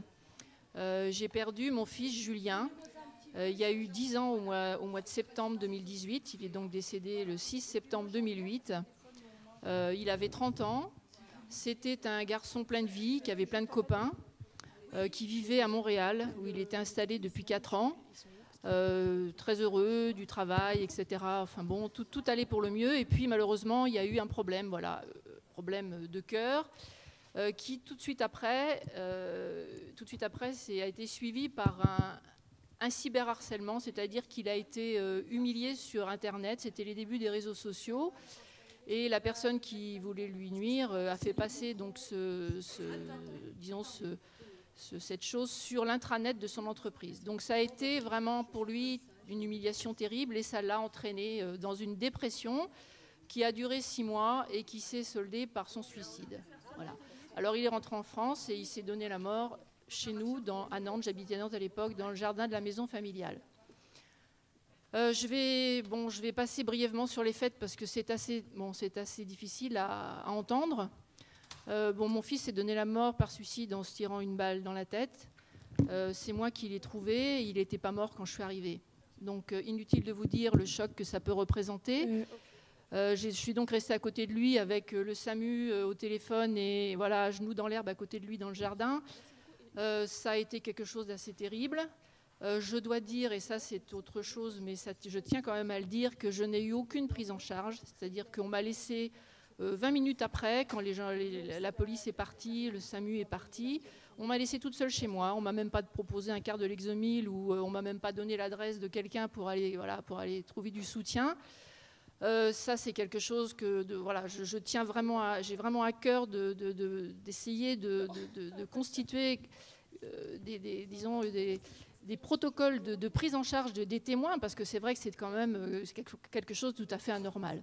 Bon, ensuite, alors moi, je ne suis pas là pour vous parler vraiment de ça, je suis là pour vous parler de mon processus de renaissance, on va dire. Alors, ce n'est pas facile à entendre non plus, peut-être pour certains qui ont été endeuillés récemment ou qui n'ont pas forcément trouvé cette voie de guérison. Mais moi, c'est vrai qu'au jour d'aujourd'hui, 10 ans après, je peux dire que cette épreuve de vie m'a transformée et m'a permis une certaine renaissance. Et en tout cas, je ne suis plus la même personne aujourd'hui que celle que j'étais il y a 10 ans. Et je peux dire aujourd'hui que ça c'est pareil, pas facile à entendre toujours par tout le monde, mais j'ai fait quelque chose de ça. Et ce quelque chose absolument terrible m'a grandi quelque part. Alors, qu'est-ce qui s'est passé? Quand j'ai perdu mon fils, ça a été évidemment, comme vous pouvez l'imaginer, le trou noir, c'est-à-dire la descente, le désespoir, la descente aux enfers, le plus jamais. Moi, je ne supportais plus cette idée de ne plus jamais le voir. Ça, c'était atroce de se dire je ne le verrai plus jamais, ça, c'est pas possible, quoi. Donc, ça a été une souffrance absolument terrible. Et très, très vite, j'ai eu des bouées qui se sont présentées à moi. La première, c'était mon travail. Je suis retournée très, très vite à mon travail. J'étais pharmacienne, j'avais une officine à Nantes. Et je peux dire que peut-être 10 jours après, j'étais à mon comptoir, au milieu de mes filles, mes employés qui ont été extraordinaires, qui m'ont entourée de toute leur affection. Et puis aussi mes clients. Tout à l'heure, je ne sais plus, Katia, vous parliez, je ne sais plus qui parlait de la main sur le bras. Moi, j'ai eu des gens... bon, j'ai eu des imbéciles, hein, il n'y en a pas eu beaucoup, 2 ou 3 qui m'ont posé des questions idiotes, enfin bon, mais la majorité des gens qui savaient, voilà, c'était un sourire, la main sur le bras, ils passaient dans la rue, des fois ils me faisaient un petit coucou comme ça, voilà, c'était pas grand-chose, mais c'était énorme pour moi. J'ai eu aussi des gens qui m'ont dit, les langues se sont déliées, c'est-à-dire que, moi il y a des gens que je connaissais depuis des années, qui m'ont dit subitement, voilà, moi aussi j'ai perdu un enfant par suicide. Moi aussi, j'ai perdu mon frère, ma sœur. Voilà, c'est des choses qui ne se disent pas, effectivement. Le suicide, c'est tabou. Alors, ça l'est de moins en moins, et tant mieux. Mais c'est vrai qu'à l'époque, ça l'était. Et moi-même, je veux dire, j'avais honte de dire que mon fils s'était suicidé. Quand on me demandait, vous avez perdu votre fils, qu'est-ce qui s'est passé? Je disais, il était malade. Mais je n'osais pas dire, mon fils s'est suicidé. Voilà, c'était un mot que je n'arrivais pas à prononcer parce que pour moi, le suicide, c'était synonyme de maladie mentale. C'était synonyme, on ne pouvait pas être normal pour se suicider. Ce n'était pas possible de se suicider. Voilà. Donc ça, évidemment, bon, c'était pas très facile. Donc la première bouée, c'était mon travail. La deuxième bouée, ça a été une amie. Quand j'étais étudiante, moi j'étais étudiante en pharmacie, mon amie était étudiante en médecine, on était très proches. On a eu notre premier bébé ensemble parce que son fils avait 1 mois de plus que Julien. Et on était très en lien quand on était plus jeunes. On s'était perdu de vue depuis une dizaine d'années. Et quand elle a su que j'avais perdu Julien, elle a tout de suite annulé tous ses rendez-vous. Elle a débarqué du fin fond de sa Mayenne jusqu'à Nantes. Et elle est venue passer une journée avec moi au funérarium. Et le soir, quand elle est partie, elle m'a dit « je ne te lâcherai pas ». Et elle ne m'a pas lâchée. C'est-à-dire que pendant presque 1 mois et demi, 2 mois, elle m'a téléphoné. Ça ne durait pas longtemps, c'était entre son cabinet et son domicile. Elle m'appelait, ça durait 5 minutes au téléphone. Elle me disait « Qu'est-ce que tu as fait aujourd'hui? Comment tu vas ?» Bon, et on discutait, c'était pas long. Et un jour, elle m'a dit, elle avait dû le sentir, elle m'a dit « T'as envie d'aller le retrouver ?» Et ça m'a quand même interpellée, mais c'est un petit peu ce que certains ont dit tout à l'heure, le fait de poser la question « T'as envie d'aller le retrouver ?» Et je lui ai dit « Non, j'ai pas envie de me suicider, mais c'est vrai que la mort ne me fait plus peur. » Et je me souviens très bien, à l'époque, j'avais envie de mourir, j'avais pas envie de me suicider, mais je me disais si seulement je pouvais choper un bon vieux cancer, là, incurable, je me soignerais pas de toute façon, parce que voilà, j'avais plus le goût à rien, j'avais plus d'émotions positives, je n'en avais plus. Hein. Donc ça aussi, ça fait partie de ce qu'on peut vivre après un suicide comme ça. Donc ça, c'était ma deuxième bouée. Ma troisième bouée, ça a été une personne extraordinaire qui était ma psychiatre. Alors, c'est vrai que j'ai passé 4 mois, les 4 mois qui ont suivi le décès de mon fils. Je suis pourtant pharmacienne, mais je voulais absolument prendre aucun médicament, donc pas de somnifères, pas de benzodiazépine, pas d'antidépresseurs. Je voulais entendre parler de rien du tout. Et comme j'allais pas bien, évidemment, je dormais pas, j'allais pas bien du tout. Mon mari m'a dit, tu vas me faire plaisir d'aller voir le médecin. Donc je suis allée voir mon généraliste qui m'a dit, vous allez arrêter vos conneries, vous allez aller voir une psychiatre et vous allez prendre un antidépresseur et vous ferez le point avec votre psychiatre. Il m'a dit, je vais vous donner l'adresse d'une psychiatre. Peut-être que ce ne sera pas la bonne, vous serez peut-être obligé d'aller en voir 2 ou 3, mais vous finirez par trouver la bonne personne. Effectivement, j'en ai vu 3. Bon, on va passer sur les premiers, mais la troisième, c'était vraiment quelqu'un qui m'a sorti du trou. Et je rebondis par rapport à ce que tu disais, Mathieu, tout à l'heure, par rapport aux soignants. Il y a un certain nombre de soignants parmi vous, et je pense que le deuil par suicide, c'est pas du tout la même chose voilà, enfin peut-être, ouais, c'est pas une maladie. Moi, la première chose qu'elle m'a dit, c'est cette psychiatre, elle m'a dit, écoutez, vous n'êtes pas malade, vous êtes juste endeuillé. Vous êtes endeuillé, c'est pas tout à fait la même chose. Vous allez mal, je vais vous aider, on va travailler ensemble. Je vais cheminer avec vous, vous allez vous en sortir, mais vous n'êtes pas malade. Elle m'a donné des antidépresseurs. Alors là, c'est pareil, hein, il faut arrêter de dire du mal des antidépresseurs parce que dans certains cas, c'est tout à fait indispensable.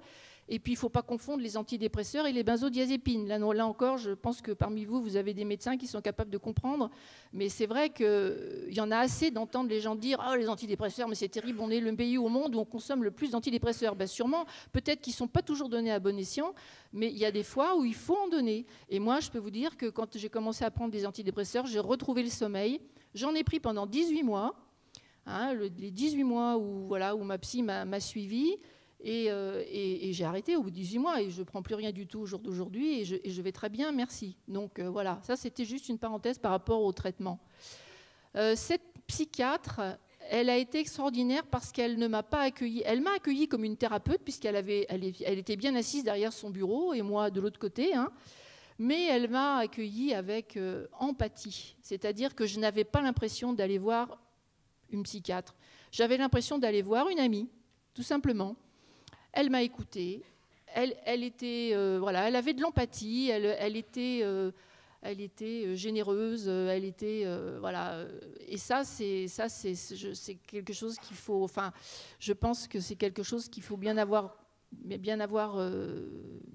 il faut bien avoir conscience, c'est que le comportement d'un soignant face à quelqu'un endeuillé par suicide, c'est pas le même que le comportement d'un soignant face à quelqu'un de malade, quoi. Enfin, même à quelqu'un de dépressif. Alors c'est sûr que je devais l'être un peu, mais disons que voilà, c'est quelque chose que j'ai vraiment ressenti par rapport aux 2 que j'avais vus avant, hein. C'était totalement autre chose. Donc voilà, ça a été ma bouée. Et c'est vrai que... Et puis aussi, bien sûr, les lectures. Moi, j'ai beaucoup lu, j'ai essayé de faire une recherche sur moi-même, essayer de comprendre qui j'étais. On se pose toujours plein de questions après un suicide. Hein. Pourquoi qu'est-ce que j'ai fait? Qu'est-ce que j'ai pas fait? Qu'est-ce que j'ai pas vu? Et voilà, moi, j'ai énormément lu. Alors, j'ai lu, bien sûr, Christophe Fauré et puis plein d'autres. Hein. Et voilà, et tout doucement, j'ai pris conscience du fait que ma vie ne me convenait plus, qu'elle ne me correspondait pas. Et je me suis dit, bon, qu'est-ce qui te reste à vivre là? À l'époque, j'avais 55 ans. Je me suis dit, mais non, c'est pas possible, quoi. Tu peux pas. Il faut que tu fasses autre chose de ta vie. Il faut que le jour où tu vas partir, à la veille de quitter cette terre, il faut que tu puisses te retourner derrière toi et te dire, bon, bah, c'est pas si mal quand même. Tu as fait ce que tu as pu, mais tu peux peut-être un peu être fier de ce que tu as fait.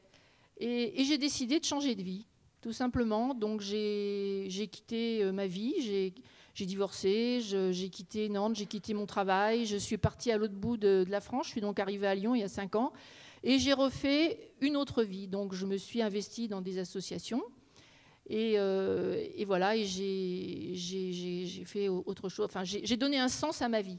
Voilà, j'ai donné un sens à ma vie. Et donc, je suis allée... alors ça, c'était tout de suite après, quand j'ai arrêté mon travail de deuil avec la psychiatre, j'ai demandé à la psychiatre de me donner l'adresse d'une association, parce que moi, j'avais envie d'aller aider les gens. Je me disais, je m'en suis à peu près sortie, il faut que j'aille aider ceux qui sont dans le fond du trou, comme moi, je l'ai été au début.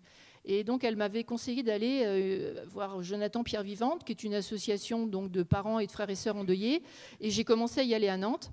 Et c'est vrai que c'est important aussi, enfin moi j'y suis allée pour donner, mais j'ai énormément reçu. Ce genre d'association, ce qu'elle a de formidable, c'est qu'on est effectivement, c'est une écoute entre pairs, c'est-à-dire que voilà, on se retrouve avec des gens qui ont vécu la même chose que vous. Alors, Jonathan Pierre Vivante, c'est pas une association d'endeuillés par suicide, hein. C'est une association de parents et de frères et sœurs endeuillés par tout type de deuil. Bon, malgré tout, on se rend compte que ceux qui sont là autour de la table, ils ont vécu la même chose que vous. Et c'est normal de vivre ça. Comme ça, c'est Christophe Ferré qui dit ça. C'est normal. Voilà, vous êtes comme ça, mais c'est normal. Ah oui, c'est normal. Bah oui, c'est vrai que c'est important de pouvoir s'en rendre compte. Voilà, Jonathan Pierre Vivante, donc ça m'a apporté beaucoup. Je suis allée aussi à des week-ends de postvention, mais là, la postvention, moi, les week-ends de postvention organisés par Jonathan Pierre Vivante d'ailleurs, je n'y suis allée qu'au bout de 6 ans, parce que j'étais absolument pas capable d'aborder la question du suicide avant. J'avais peur de ce que j'allais y trouver, moi. Le suicide, ça me faisait peur, toujours. Et c'est vrai que ces week-ends de postvention, il y a des gens qui y vont tout de suite après un deuil.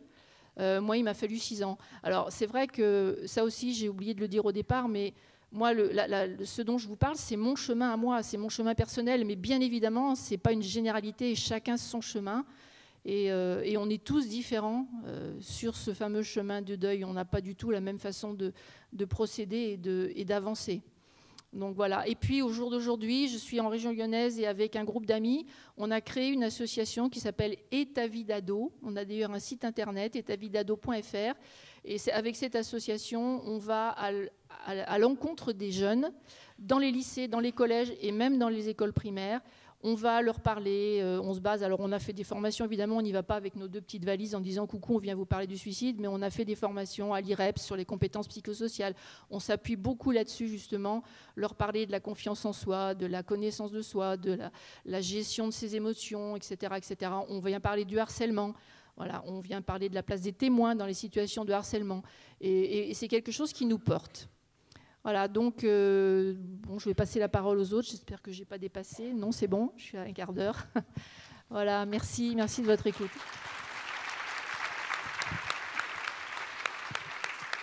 Madame Annie Vernat. Bonjour. C'est bon. Merci de nous avoir invités pour venir présenter l'association Vivre son deuil Rhône-Alpes.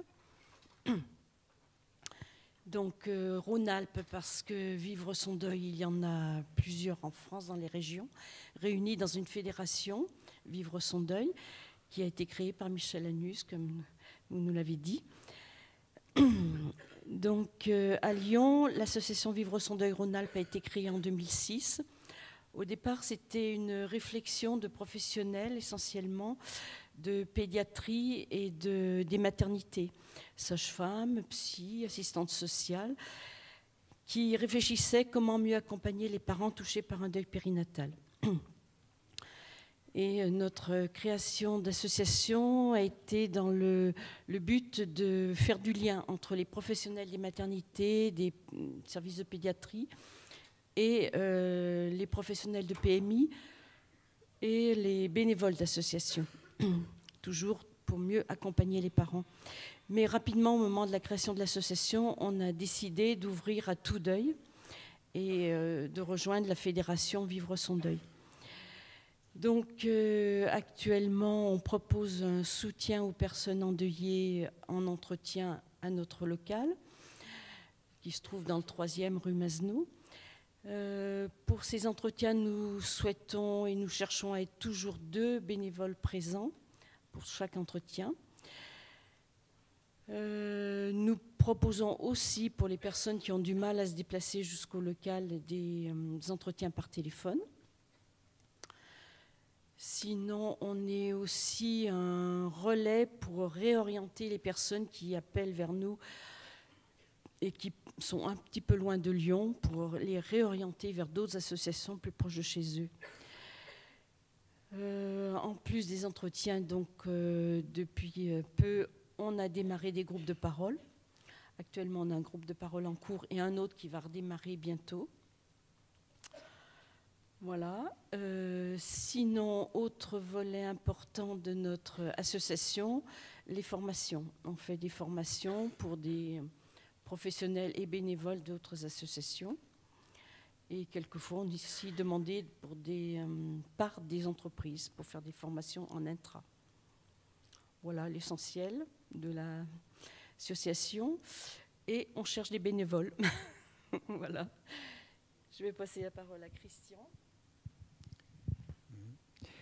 Bonjour, c'est assez impressionnant d'avoir autant de monde et pour aborder en public la première fois, quelque chose qui me tient à cœur parce que je suis un des bénévoles de Vivre son deuil Rhône-Alpes et j'ai commencé comme bénévole à Paris avec Michel Anus. Et avec Michel Anus, il était évidemment question que les bénévoles soient des gens formés sur le deuil.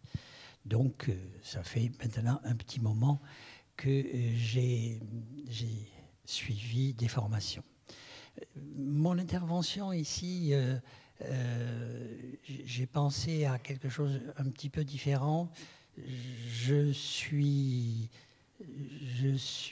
animateur donc du groupe de parole, groupe de soutien et d'entraide d'endeuillés à Vivre son deuil, et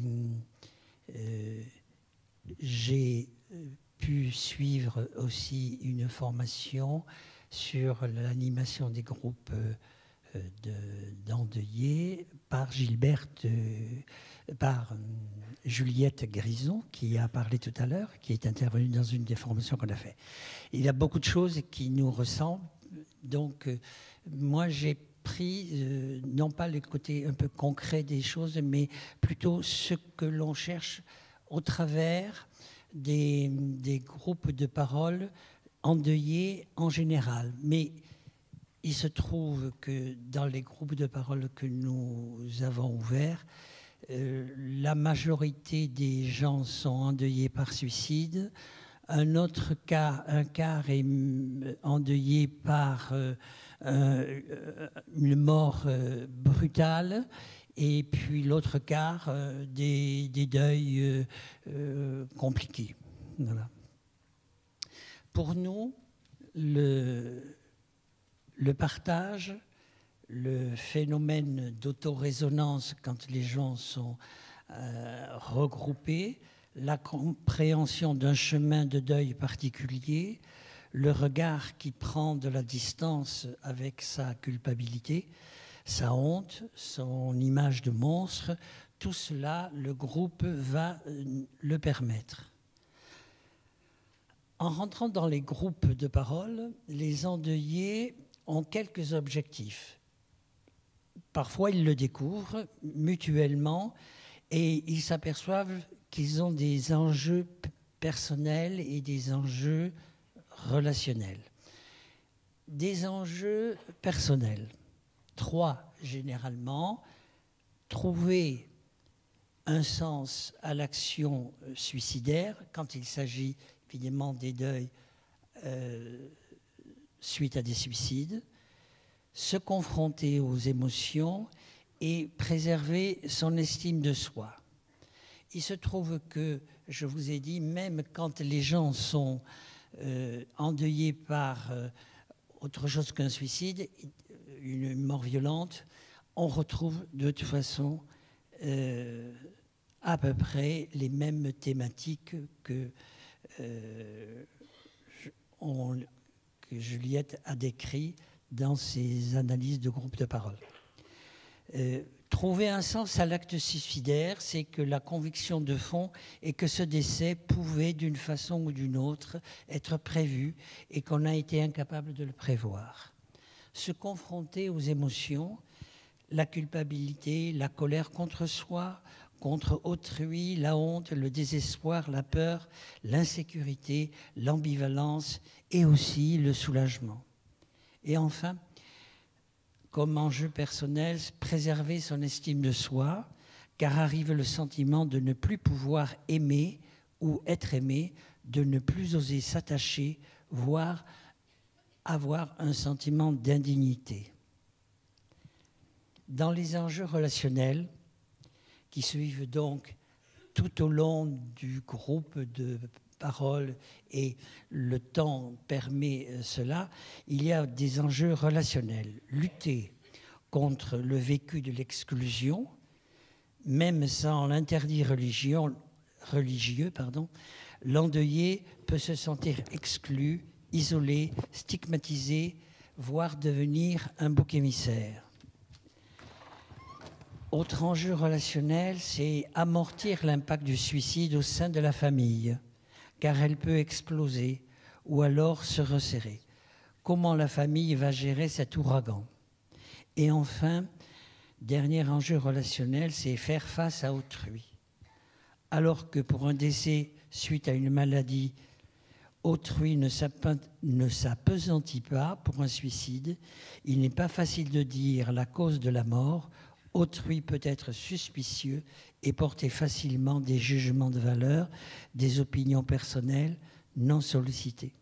Vous voyez que ça répond tout à fait à des choses qui ont été décrites précédemment par les gens qui nous ont précédés. En fait,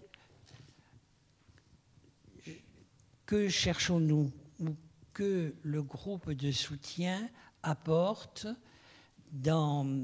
en général, le long et à la fin d'un accompagnement, nous aimerions faire en sorte que l'aide apportée permette que l'endeuillé, plongé dans une terrible souffrance, ait accepté que des questions soient sans réponse.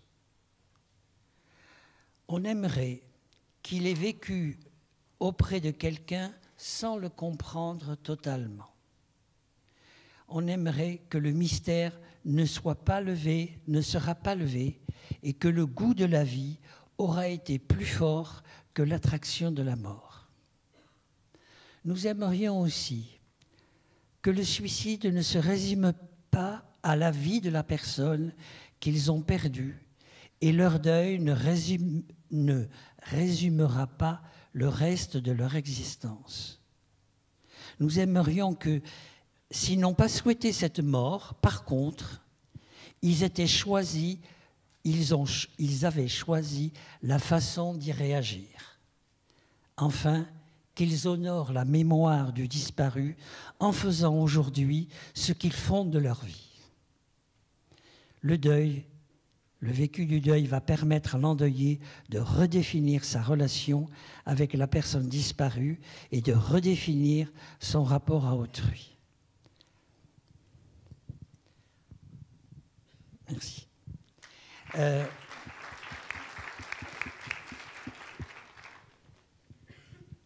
Ça, c'est la perception que j'ai du groupe et je pense que, en général, ça fonctionne et ça fonctionne bien et c'est peut-être pour ça que je continue d'être un accompagnant et un bénévole à vivre son deuil.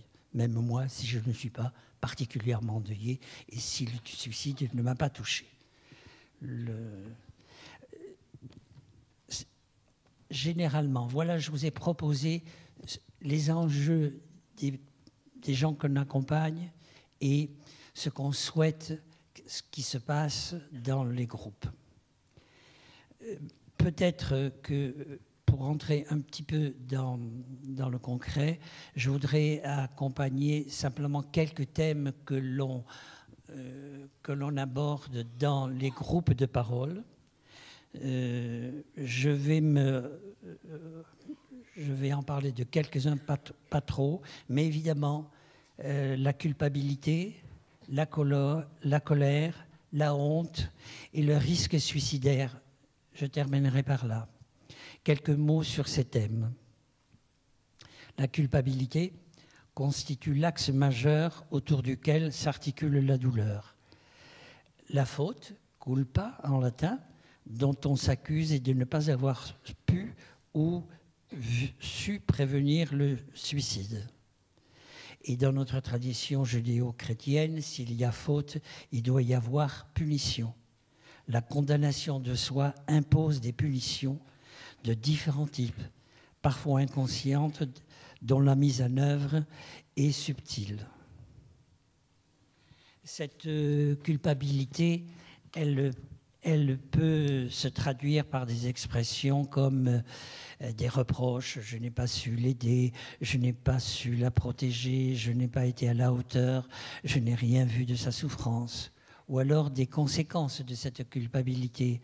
Je n'ai plus droit au bonheur, je me méprise, je dois mourir à mon tour. Se supprimer est une punition qui n'est pas aussi rare que cela. C'est aussi accepter une fatalité, une malédiction à laquelle il serait vain de vouloir échapper. Et donc, dans la culpabilité, on a beaucoup la recherche du pourquoi. Cette recherche monopolise beaucoup d'énergie. Pourquoi? Qu'y avait-il dans sa vie d'aussi insupportable? Pourquoi ne m'a-t-il pas appelé pour que je l'aide? Pourquoi n'est-il arrivé là? Pourquoi? Répondre à ces questions semble donner de la cohérence à l'absurde. Je repense au fait qu'on accompagne des gens pas nécessairement endeuillés après CIFID, mais Michel Anus nous disait, dans les supervisions qu'il animait, que dans les deuils ou les endeuillés, il y avait toujours une part de culpabilité. Donc, on les retrouve évidemment plus grandes dans les cas après suicide, mais pratiquement dans tous les accompagnements individuels ou de groupe que nous faisons, la culpabilité est un élément essentiel. La colère, alors j'ai vu un petit panneau qui m'indique le temps, je ferai un peu court. La colère, pour nous important, c'est reconnaître la colère. La colère ou la rancœur, l'amertume, le ressentiment se traduisent par des accès d'humeur explosifs, de l'agitation fébrile, de l'irritation, l'impatience, pas de tolérance à la frustration, tension avec autrui, environnement paraissant agressif et stress. Pour moi, ça me parle, mais ça se traduit concrètement. Par les paroles des gens. La colère, je veux dire... Excusez-moi, si vous pouvez conclure. La honte... Je suis désolé de bousculer, franchement, désolé. La honte, c'est le thème aussi qui est très important, où on verra les dangers de la protection, les pensées négatives sur lesquelles on viendra, et puis faire face à la honte. Je crois que dans les groupes de parole, justement, la parole permet justement d'aborder ces thèmes et d'avancer. Et pour terminer, la tentation suicidaire, c'est ce que j'avais dit, c'est un des thèmes pas nécessairement importants, mais il arrive systématiquement. Les proches des suicidés ont plus de risques de se suicider que les autres. C'est donc un risque potentiel. Il faut donc comprendre le risque suicidaire. Comment percevoir les marqueurs de la spirale suicidaire qui emporte les proches d'une personne suicidée? Voilà. La contagion suicidaire, la goutte qui fait déborder le vase, l'idée, le désir de retrouver la personne disparue sont des choses que nous abordons et qui permettent de mettre des mots sur ces idées de tentation suicidaire. Voilà. Merci beaucoup. Oui, on est déjà en retard. Merci pour ces témoignages. Et puis, je crois que les endeuillés sont très demandeurs d'adhérer. Enfin, moi, c'est fréquemment que j'envoie vers vous. Alors, je pense, je ne sais pas toujours s'ils viennent quand je n'ai pas l'occasion de les revoir. Moi, je voudrais juste poser une question à madame. Je suis étonnée de voir, alors ça, c'est plus général, c'est... après un suicide, il y a des personnes qui ont besoin, enfin des endeuillés, un suicide ou autre, de venir immédiatement. C'est-à-dire qu'on les soutienne, on a l'impression, et là je suis bien placée en tant que cellule d'urgence médico-psychologique, pour dire qu'on dirait que c'est dans les 24 heures qu'il faudra un soutien. Et puis, il y a des personnes pour lesquelles ce n'est pas possible. Et on se rend compte qu'elles viennent avec un temps différé. Et votre histoire me fait dire, à un moment donné, vous dites « je refusais tout ». Est-ce que, à ce moment-là, qu'est-ce qu'il aurait fallu vous dire pour que vous ayez ce premier contact au moment où vous êtes, au moment aigu, j'allais dire? Est-ce que vous auriez une réponse brève à nous donner ou... Je ne sais pas quoi vous dire. Je pense que il aurait peut-être fallu effectivement que je sois au moins prise en charge, peut-être ne serait-ce que par mon généraliste, hein, tout simplement, pendant quelques temps, parce que c'est vrai que tout de suite après, c'est vraiment, on dévisse, quoi. Moi, j'ai eu l'impression de sombrer, de me noyer, vraiment. C'était, voilà, on descend, et je pense que dans cette phase-là, je ne sais pas s'il y a vraiment quelque chose à faire. D'accord, parce qu'à la fois vous dites on m'a rien proposé, oui, et à la fois vous dites je refusais tout. On m'a rien proposé, mais vraiment, je vous assure que moi, quand c'est arrivé, bon, la police était là, donc il y a eu enquête de police, le SAMU est parti. Je me suis retrouvée toute seule avec un policier qui a été d'ailleurs très humain et charmant, qui m'a écoutée, qui était très... voilà. Et au bout d'un moment, quand il a eu fini son interrogatoire, il m'a dit, bah, écoutez madame, il va falloir que je m'en aille, mais vous êtes seule chez vous. Bah oui, il m'a dit, est-ce que vous pensez que je peux vous laisser seule chez vous? J'ai dit oui, j'aurais dit non, parce que j'étais tellement bouleversée que j'étais incapable de répondre quelque chose de sensé. Il est parti, je suis restée toute seule chez moi, j'aurais pu monter au premier et me balancer par la fenêtre, hein, voyez. Donc là, je trouve que vraiment, il y aurait eu quelque chose à faire. Après, et le recours à un service d'urgence, par exemple, ça vous aurait aidé? Peut-être. Au moins quelqu'un qui m'aurait entourée, qui m'aurait... voilà. Mais bon, rien dans les jours qui suivent, et rien. Et, par contre, c'est vrai que ce processus de descente, il est inéluctable, et je pense que je ne sais pas si on peut vraiment faire quelque chose dans ces quelques semaines qui suivent, j'en sais rien. Je ne sais pas quoi vous répondre. Juste insister sur la temporalité et sur le processus que vous avez bien montré, des étapes et des phases qui paraissent très importantes dans cette reconstruction que vous avez montrée. Peut-être... je suis vraiment désolé qu'on n'ait vraiment pas de débat avec la salle. Franchement, moi personnellement, dans les parler avec Anne-Fleur, c'est un truc qui me frustre. Et peu de temps pour les questions. J'avais plein de questions sur moi. Le mot bouée m'a interpellé quand vous l'avez mis en avant, et le fait de comment on trouve ces bouées, est-ce qu'on les trouve par hasard? Pour vous, vous avez dit que vous travaillez la question du sens. Comment vous travaillez cette question du sens? Parce que moi, ça m'interpelle.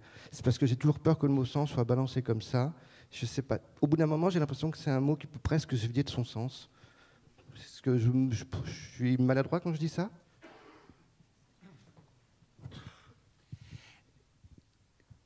Quand on fait confiance aux endeuillés eux-mêmes, quand le climat est créé pour que la parole circule avec bienveillance, et on y fait attention, ce sont eux-mêmes les endeuillés qui proposent, qui cherchent, qui réfléchissent et qui se disent « ma vie n'est pas comme avant, j'ai changé, je bouge ».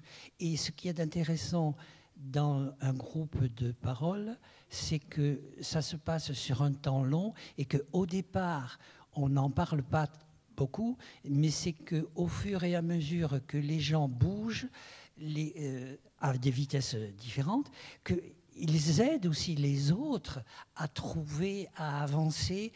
Et il y a comme chacun apporte un marchepied pour appuyer et pour avancer. Et le sens arrive naturellement. D'accord. Alors, s'il y a peut-être un petit mot de conclusion, si vous me permettez. Moi, j'entends le mot transformation. C'est-à-dire que, vous l'avez dit, il y a des épreuves. On n'est plus le même. Et peut-être ce qui, moi, me semble compliqué, c'est que les endeuillés font un travail de transformation, mais à quel point ceux qui les entourent peuvent faire un travail de transformation. Je me disais même, en vous écoutant, il y aurait peut-être des groupes de parole pour les accompagnants endeuillés. Souvent, on lit dans les bouquins, vous avez parlé de la maladresse, des gens qui ne savent pas faire. Donc peut-être, je ne sais pas si c'est une idée, je ne sais pas si c'est adapté. Et puis forcément, on pense en fonction de ce qu'on est en tant que médecin généraliste. Et moi, je dis toujours, s'il y a un truc qui m'a appris en tant que médecin, on doit apprendre à sortir de ces cadres, à sortir de ce qu'on est. Et pour donner un exemple concret, moi, par exemple, dans certains cas, j'ai donné mon numéro de portable privé. Alors quand je dis ça, quand j'enseigne les étudiants en médecine, quand je leur pose la question, donnez votre numéro de portable privé, on regarde avec des gros yeux, impossible, j'ai ma vie privée, on ne sort pas des cadres. Il faut donner, mais ça veut dire qu'on assume. Et je peux vous dire, quand des fois le SMS arrive à minuit, 1h du matin, ma première réaction, c'est pas un grand sourire. Et puis quand je sais, parce que j'ai construit aussi une relation de confiance avec la personne, que quand elle appelle, c'est qu'elle ne peut pas faire autrement. Et à ce moment-là, ça a du sens. Donc ce petit mot de transformation, les endeuillés ont fait un travail de transformation, comment nous aussi on se transforme. Je vous laisse la parole, Monsieur Terra. Je vais peut-être, excusez-moi, merci beaucoup, proposer à Katia Chapoutier et donc aux autres, s'il y a encore des intervenants de ce matin qui n'étaient pas sur scène, de venir, et puis peut-être vous remercier. Du coup, je crois qu'on n'a pas assez de chaises. Peut-être Dr Nathalie Prieto et Dr Lutzmann, merci pour votre modération et présidence. Et je vais peut-être inviter plutôt les intervenants de ce matin à venir sur scène pour échanger. Merci beaucoup. professeur de psychiatrie à l'Université Lyon 1, consultant au sein du Centre de prévention du suicide de l'hôpital de Vinatier et membre du conseil d'administration du groupement d'études et de prévention du suicide, le GEPS, pour cette synthèse participative. Bien, merci beaucoup. Donc cette matinée était très humaine. J'aimerais aussi qu'elle le soit pour les personnes décédées par suicide. Un Français sur 50 meurt par suicide. Un Français sur 50, c'est 2% des causes de mortalité. Et il est important, quand on parle de violence, bien sûr que la scène est violente, et madame, vous l'avez bien décrit, mais la première chose qui est violente, c'est les souffrances submersives que vit la personne. Donc n'oublions pas que le centre de gravité de la violence, ce n'est pas le geste, l'ampoule de morphine que la personne n'a pas pu trouver, n'a pas su trouver, mais c'est sa violence. Donc je pense que c'est déjà très important de considérer que le suicide est non pas un attentat à l'autre, mais plutôt une forme d'échappement, d'échappatoire que la personne n'arrive pas à trouver devant des rouleaux compresseurs de souffrance. Et il est important pour les endeuillés et pour les professionnels qui aident les endeuillés de comprendre que c'est plutôt la logique d'un accident intentionnel où la personne n'en pouvait plus, ne voyait plus, n'entendait plus, même les plus proches, et que c'est dans cet étouffement, cette prise à la gorge, qu'elle a mis fin à ses jours. Mais pas mis fin à ses jours, mis fin à sa souffrance. Parce que beaucoup ne veulent pas mourir, ils veulent arrêter de souffrir. Et vous savez qu'il y a une ambivalence terminale, que des personnes, hélas, chutent et changent d'avis pendant la chute. Il faut le savoir. Hein. C'est qu'à un moment donné, c'était insupportable. Et je pense qu'il faut vraiment en parler comme ça, parce que ça rend beaucoup plus humain ce monstre qu'est le suicide. Mais ce qui est inhumain, c'est cette souffrance. Accepter pour les familles qu'à un moment de sa vie, il ou elle n'a pas pu faire autrement. Mais sa vie n'était pas marquée par ça, madame, vous l'avez dit remarquablement. J'ai connu votre sœur, médecin généraliste, j'ai même fait une formation en prévention du suicide à Valence. Eh oui, le monde est petit, le monde est triste. Ah. Et ce n'est pas parce qu'on est formé, qu'on est médecin, qu'on se protège mieux. On croit même qu'on est un peu invulnérable. Je serai dans les temps, madame. Comme me disaient mes patients, si vous faites de la prévention du suicide, il vaut mieux être à l'heure. Ça arrange bien. On risque de donner trop de sens à cette mort. Un artiste, Édouard Levé, un artiste que je déteste, que vous connaissez peut-être, dit « Cette mort expliquerait plus que la naissance ». C'est tout faux.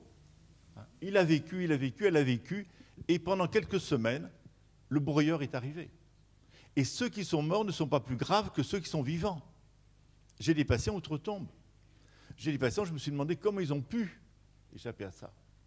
Donc c'est important pour les familles de savoir que ceux qui ne sont plus là n'ont pas des signes particuliers, n'étaient pas dans une secte particulière de quelqu'un différent. Non, à un moment donné, il y a beaucoup de logique d'accident intentionnel. Ensuite, on va se demander pourquoi le mien ou la mienne n'a pas changé d'avis au dernier moment. Récemment, nous avons reçu un monsieur dans le service, un officier. Il dit bien que la première fois avant de sauter, il est resté 6 heures sur la fenêtre. 6 heures.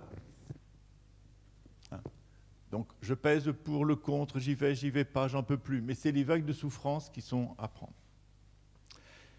Vous avez dit, le suicide, je dirais, le suicide n'est pas une maladie, c'est un risque. C'est très important. Pour ne pas stigmatiser les décédés par suicide, pour ne pas stigmatiser les familles, et vous avez bien dit, le deuil n'est pas une maladie. Le deuil, c'est une tristesse. Il y a des singularités, soit, mais ne pas les exagérer non plus. Vous avez repris vos activités rapidement. Et c'est très important. Deuxièmement, faire vivre les vivants. Les prénoms, c'est très important. Julien, vous l'avez dit. Beaucoup d'endeuillés que nous suivons au centre de prévention du suicide disent, voilà, il est mort 2 fois. Il n'est plus là et on n'ose plus en parler. Aidez bien sûr vos proches à en parler. Une de mes patientes me dit, je me suis organisée avec mon équipe, elle est responsable de communication, faites comme si j'étais jamais partie, parce que je l'ai perdu, mais sinon je vous ai perdu. Sinon, je serai au musée des Grévins parce que vous n'oserez pas me parler. Voilà. Donc faites comme si rien ne s'était passé. Ça me semble très important. Et dans cette institution très prévenante, tous ces collaboratrices, ces collaborateurs ont enlevé les photos des enfants autour des ordinateurs, sans qu'il y ait un mot d'ordre. Spontanément, si elle nous aidait pour notre ordinateur, elle pourrait voir une photo de façon prévenante. Pendant quelques mois, nous retirons nos photos. Je pense que c'est très important d'être prévenant, d'être protecteur, sans excès. Ensuite, le sens. Le sens, c'est le sens de fuir sa vie. Alors, est-ce que ça a beaucoup de sens ? Je trouve que c'est important de retrouver du sens pour les endeuillés.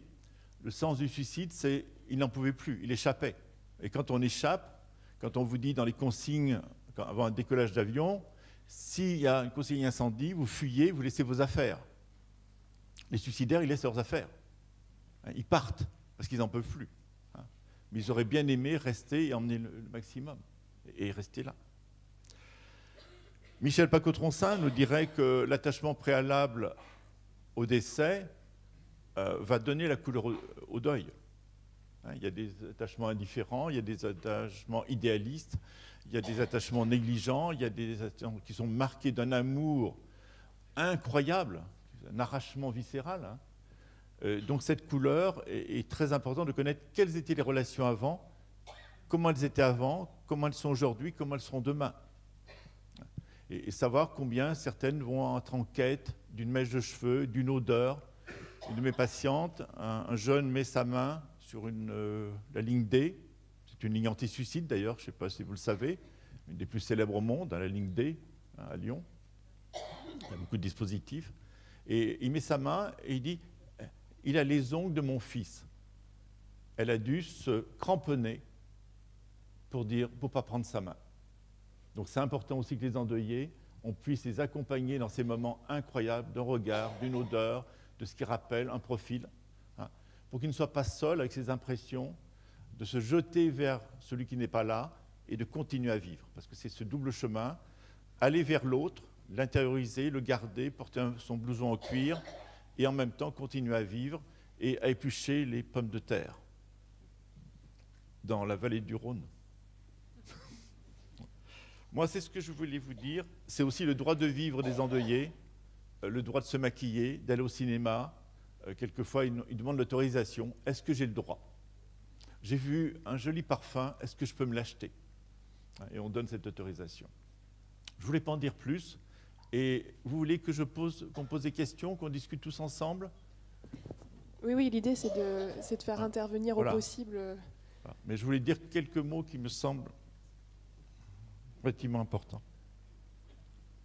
Je vous pose des questions ? Quels sont les endeuillés qui veulent être en groupe et ceux qui veulent plutôt avoir une aide individuelle? Comment segmenter? À quel moment vous vouliez être en groupe? À quel moment vous avez dit, madame, 6 ans après seulement? Et comment on fait une harmonie entre le suivi individuel d'une famille et puis d'aller voir d'autres modèles, d'autres mannequins? Comment s'en sortir? Je pense que c'est chacun sait. Enfin, vous savez, moi, le jour du décès de mon fils, on avait fait bien sûr une réunion à la maison, et dans la famille, j'avais un psychologue de ma famille. Et je suis allée le voir en lui disant qu'est-ce que je dois faire, qu'est-ce qu'il faut que je fasse. Et il m'a répondu, mais ça, il n'y a que toi qui sais. Il n'y a que toi qui sais. Parce que ton chemin, c'est toi qui vas le trouver seul. Et je me suis dit, ben mince, quand même, pour un psychologue, il n'est pas terrible parce qu'il n'est pas capable de me donner une solution. Mais il avait raison, il n'y en a pas. Et je pense que votre question, c'est ça, c'est-à-dire qu'il y a des gens qui vont avoir besoin tout de suite d'aller dans des groupes de parole, de raconter, de parler. Moi, c'était juste impossible, mais c'est mon cas personnel. Comme je l'ai dit, chacun sa route, et on n'a pas tous le même, la même façon de vivre son deuil, en gros, c'est ça, et puis de réagir. Enfin, voilà. Moi, c'est ma réponse, je ne sais pas si vous en avez. Pour répondre aussi, ça dépend, je crois, de la temporalité. Il me semble que les gens qui demandent plutôt un accompagnement individuel, on les retrouve assez vite ce sont des personnes qui sont endeuillées il n'y a pas si longtemps que ça. Quelquefois, je pensais à des gens qui téléphonent le lendemain du décès d'un proche et ils veulent tout de suite avoir un échange, un rapport avec un écoutant. Souvent, les gens qui rentrent dans les groupes sont des gens qui ont été en deuil depuis quelque temps, on pourrait dire dans une petite phase dépressive. En tout cas, c'est pas aigu. Et ce qu'ils nous disent essentiellement... En synthèse, parce qu'il faut synthétique. Donc, essentiellement, c'est d'abord individuel, puis en groupe. Après en groupe. Bon. Et ces cas, ils viennent chercher, ils souffrent, ils pensent qu'il n'y a que des gens qui ont les mêmes souffrances qu'eux qui vont les comprendre. D'accord. J'ajouterais aussi qu'il faut le comprendre que le suicide, c'est une reprise de contrôle. La personne n'a pas de contrôle sur sa souffrance, elle reprend le contrôle, elle serre la bête dans la main. Une femme m'avait dit, j'avais 44 problèmes, en 10 secondes, j'en avais 0. Donc c'est une reprise de contrôle. Et bien sûr que c'est une perte de contrôle pour la famille absolue. Retrouver, découvrir, et puis ensuite se poser des questions. Une question là-bas. Parlez fort, vous avez du coffre.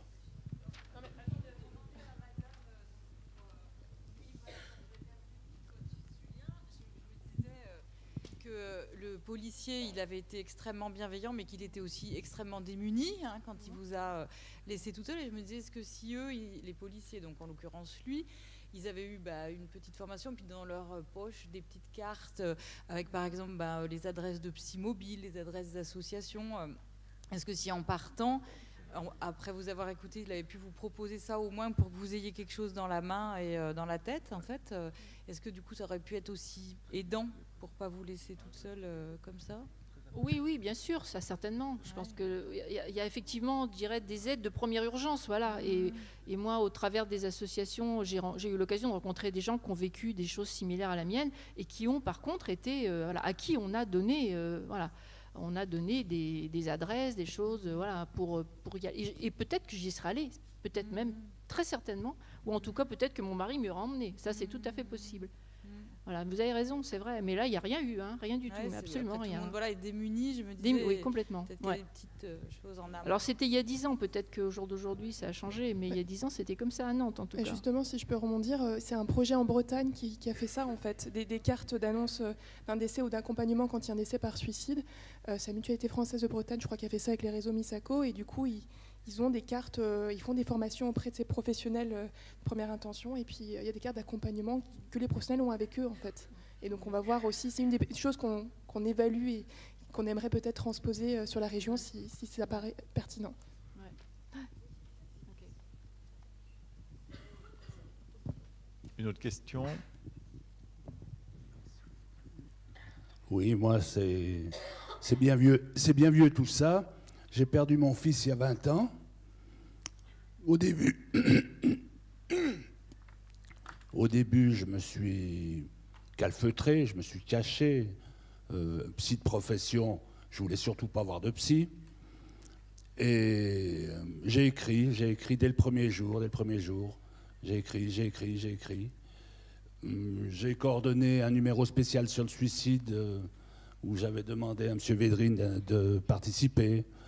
J'ai fait de la postvention avec Michel Anus, avec Jonathan Père-Vivante, avec Phare, avec d'autres associations. Et après, j'ai laissé un peu tout ça de côté, mais j'ai continué à écrire. Et puis, il y a 1 an ou 2, je me suis aperçu que j'avais 1000 pages. Et j'ai dit, qu'est-ce que je fais de tout ça? Et je me suis dit, il faut en faire un livre. Je me suis fait violence. J'ai fait rapidement un livre qui a été lu par M. Furtos, qui m'a encouragé à le publier, à l'éditer. Après l'explosion, après le moment où on est cassé complètement, on reprend en main sur la vie. Et c'est vrai que dans les dernières pages, je cite le livre de Katia Chapoutier, le film de Katia Chapoutier, et je me dis, il y a vraiment un nouveau regard sur le suicide. Et ça, je trouve sensationnel. Et je crois s'autoriser à parler, parler en nommant le suicidé, s'autoriser à rire, à faire la fête, à avancer. Et puis surtout ce livre, moi, que vous pourrez trouver, bon, je fais un peu de pub, hein, il est au fond de la salle, au rayon librairie. Je crois qu'il permet surtout de délier les langues. De nombreux parents m'ont déjà écrit, me disant qu'ils n'avaient pas pu parler, et en lisant ce livre, ils s'autorisent à parler. Peut-être je cite aussi un livre à l'occasion, parce qu'un livre qui m'a beaucoup aidé, j'en ai lu des dizaines, peut-être des centaines, je ne sais pas, et un livre qu'on ne cite pas souvent, c'est le livre de Vinciane Després, Au bonheur des morts. Au bonheur des morts, c'est très chouette parce que ça permet de faire un deuil et puis de rendre la dignité à la personne qui est perdue et qui est partie. Merci. Merci pour votre témoignage, madame. Je voudrais juste rebondir sur ce qu'a dit le monsieur. Notre film a eu, de mon point de vue personnel, un impact assez étonnant. Ma sœur est donc décédée en 2006. Mon père n'a jamais parlé. Il n'allumait plus la lumière dans le salon pour ne pas voir la photo de ma sœur quand il allait fermer les volets. Il ne prononçait plus son nom. Si quelqu'un avait le malheur de le faire, il se fâchait très fort. Il a sombré dans une dépression très profonde. Et puis, j'avais un peu du mal à lui dire qu'on travaillait sur ce film-là, mais bon, bref, ça a été dit. Et puis, le soir de la diffusion, il a d'abord regardé, j'étais passée pour le présenter à C'est à vous, il a regardé, après il a regardé le film, après il a regardé le débat. Bon, autant vous dire, le lendemain, il ne s'est pas levé. Et puis, le surlendemain, il y a un de ses amis qui est médecin, qui l'a appelé et qui lui a dit « Dis donc, Max, c'était super, ta fille continuait à vivre à travers le travail de ton autre fille. » Et là, mon père a commencé à parler pour la première fois. Donc il faut imaginer, c'est un monsieur des années 30, avec les émotions parfois un peu verrouillées. Et il a dit, oh, j'ai découvert que tout ce que ces gens-là vivaient, c'était comme moi. Je croyais que j'étais seule dans ma douleur.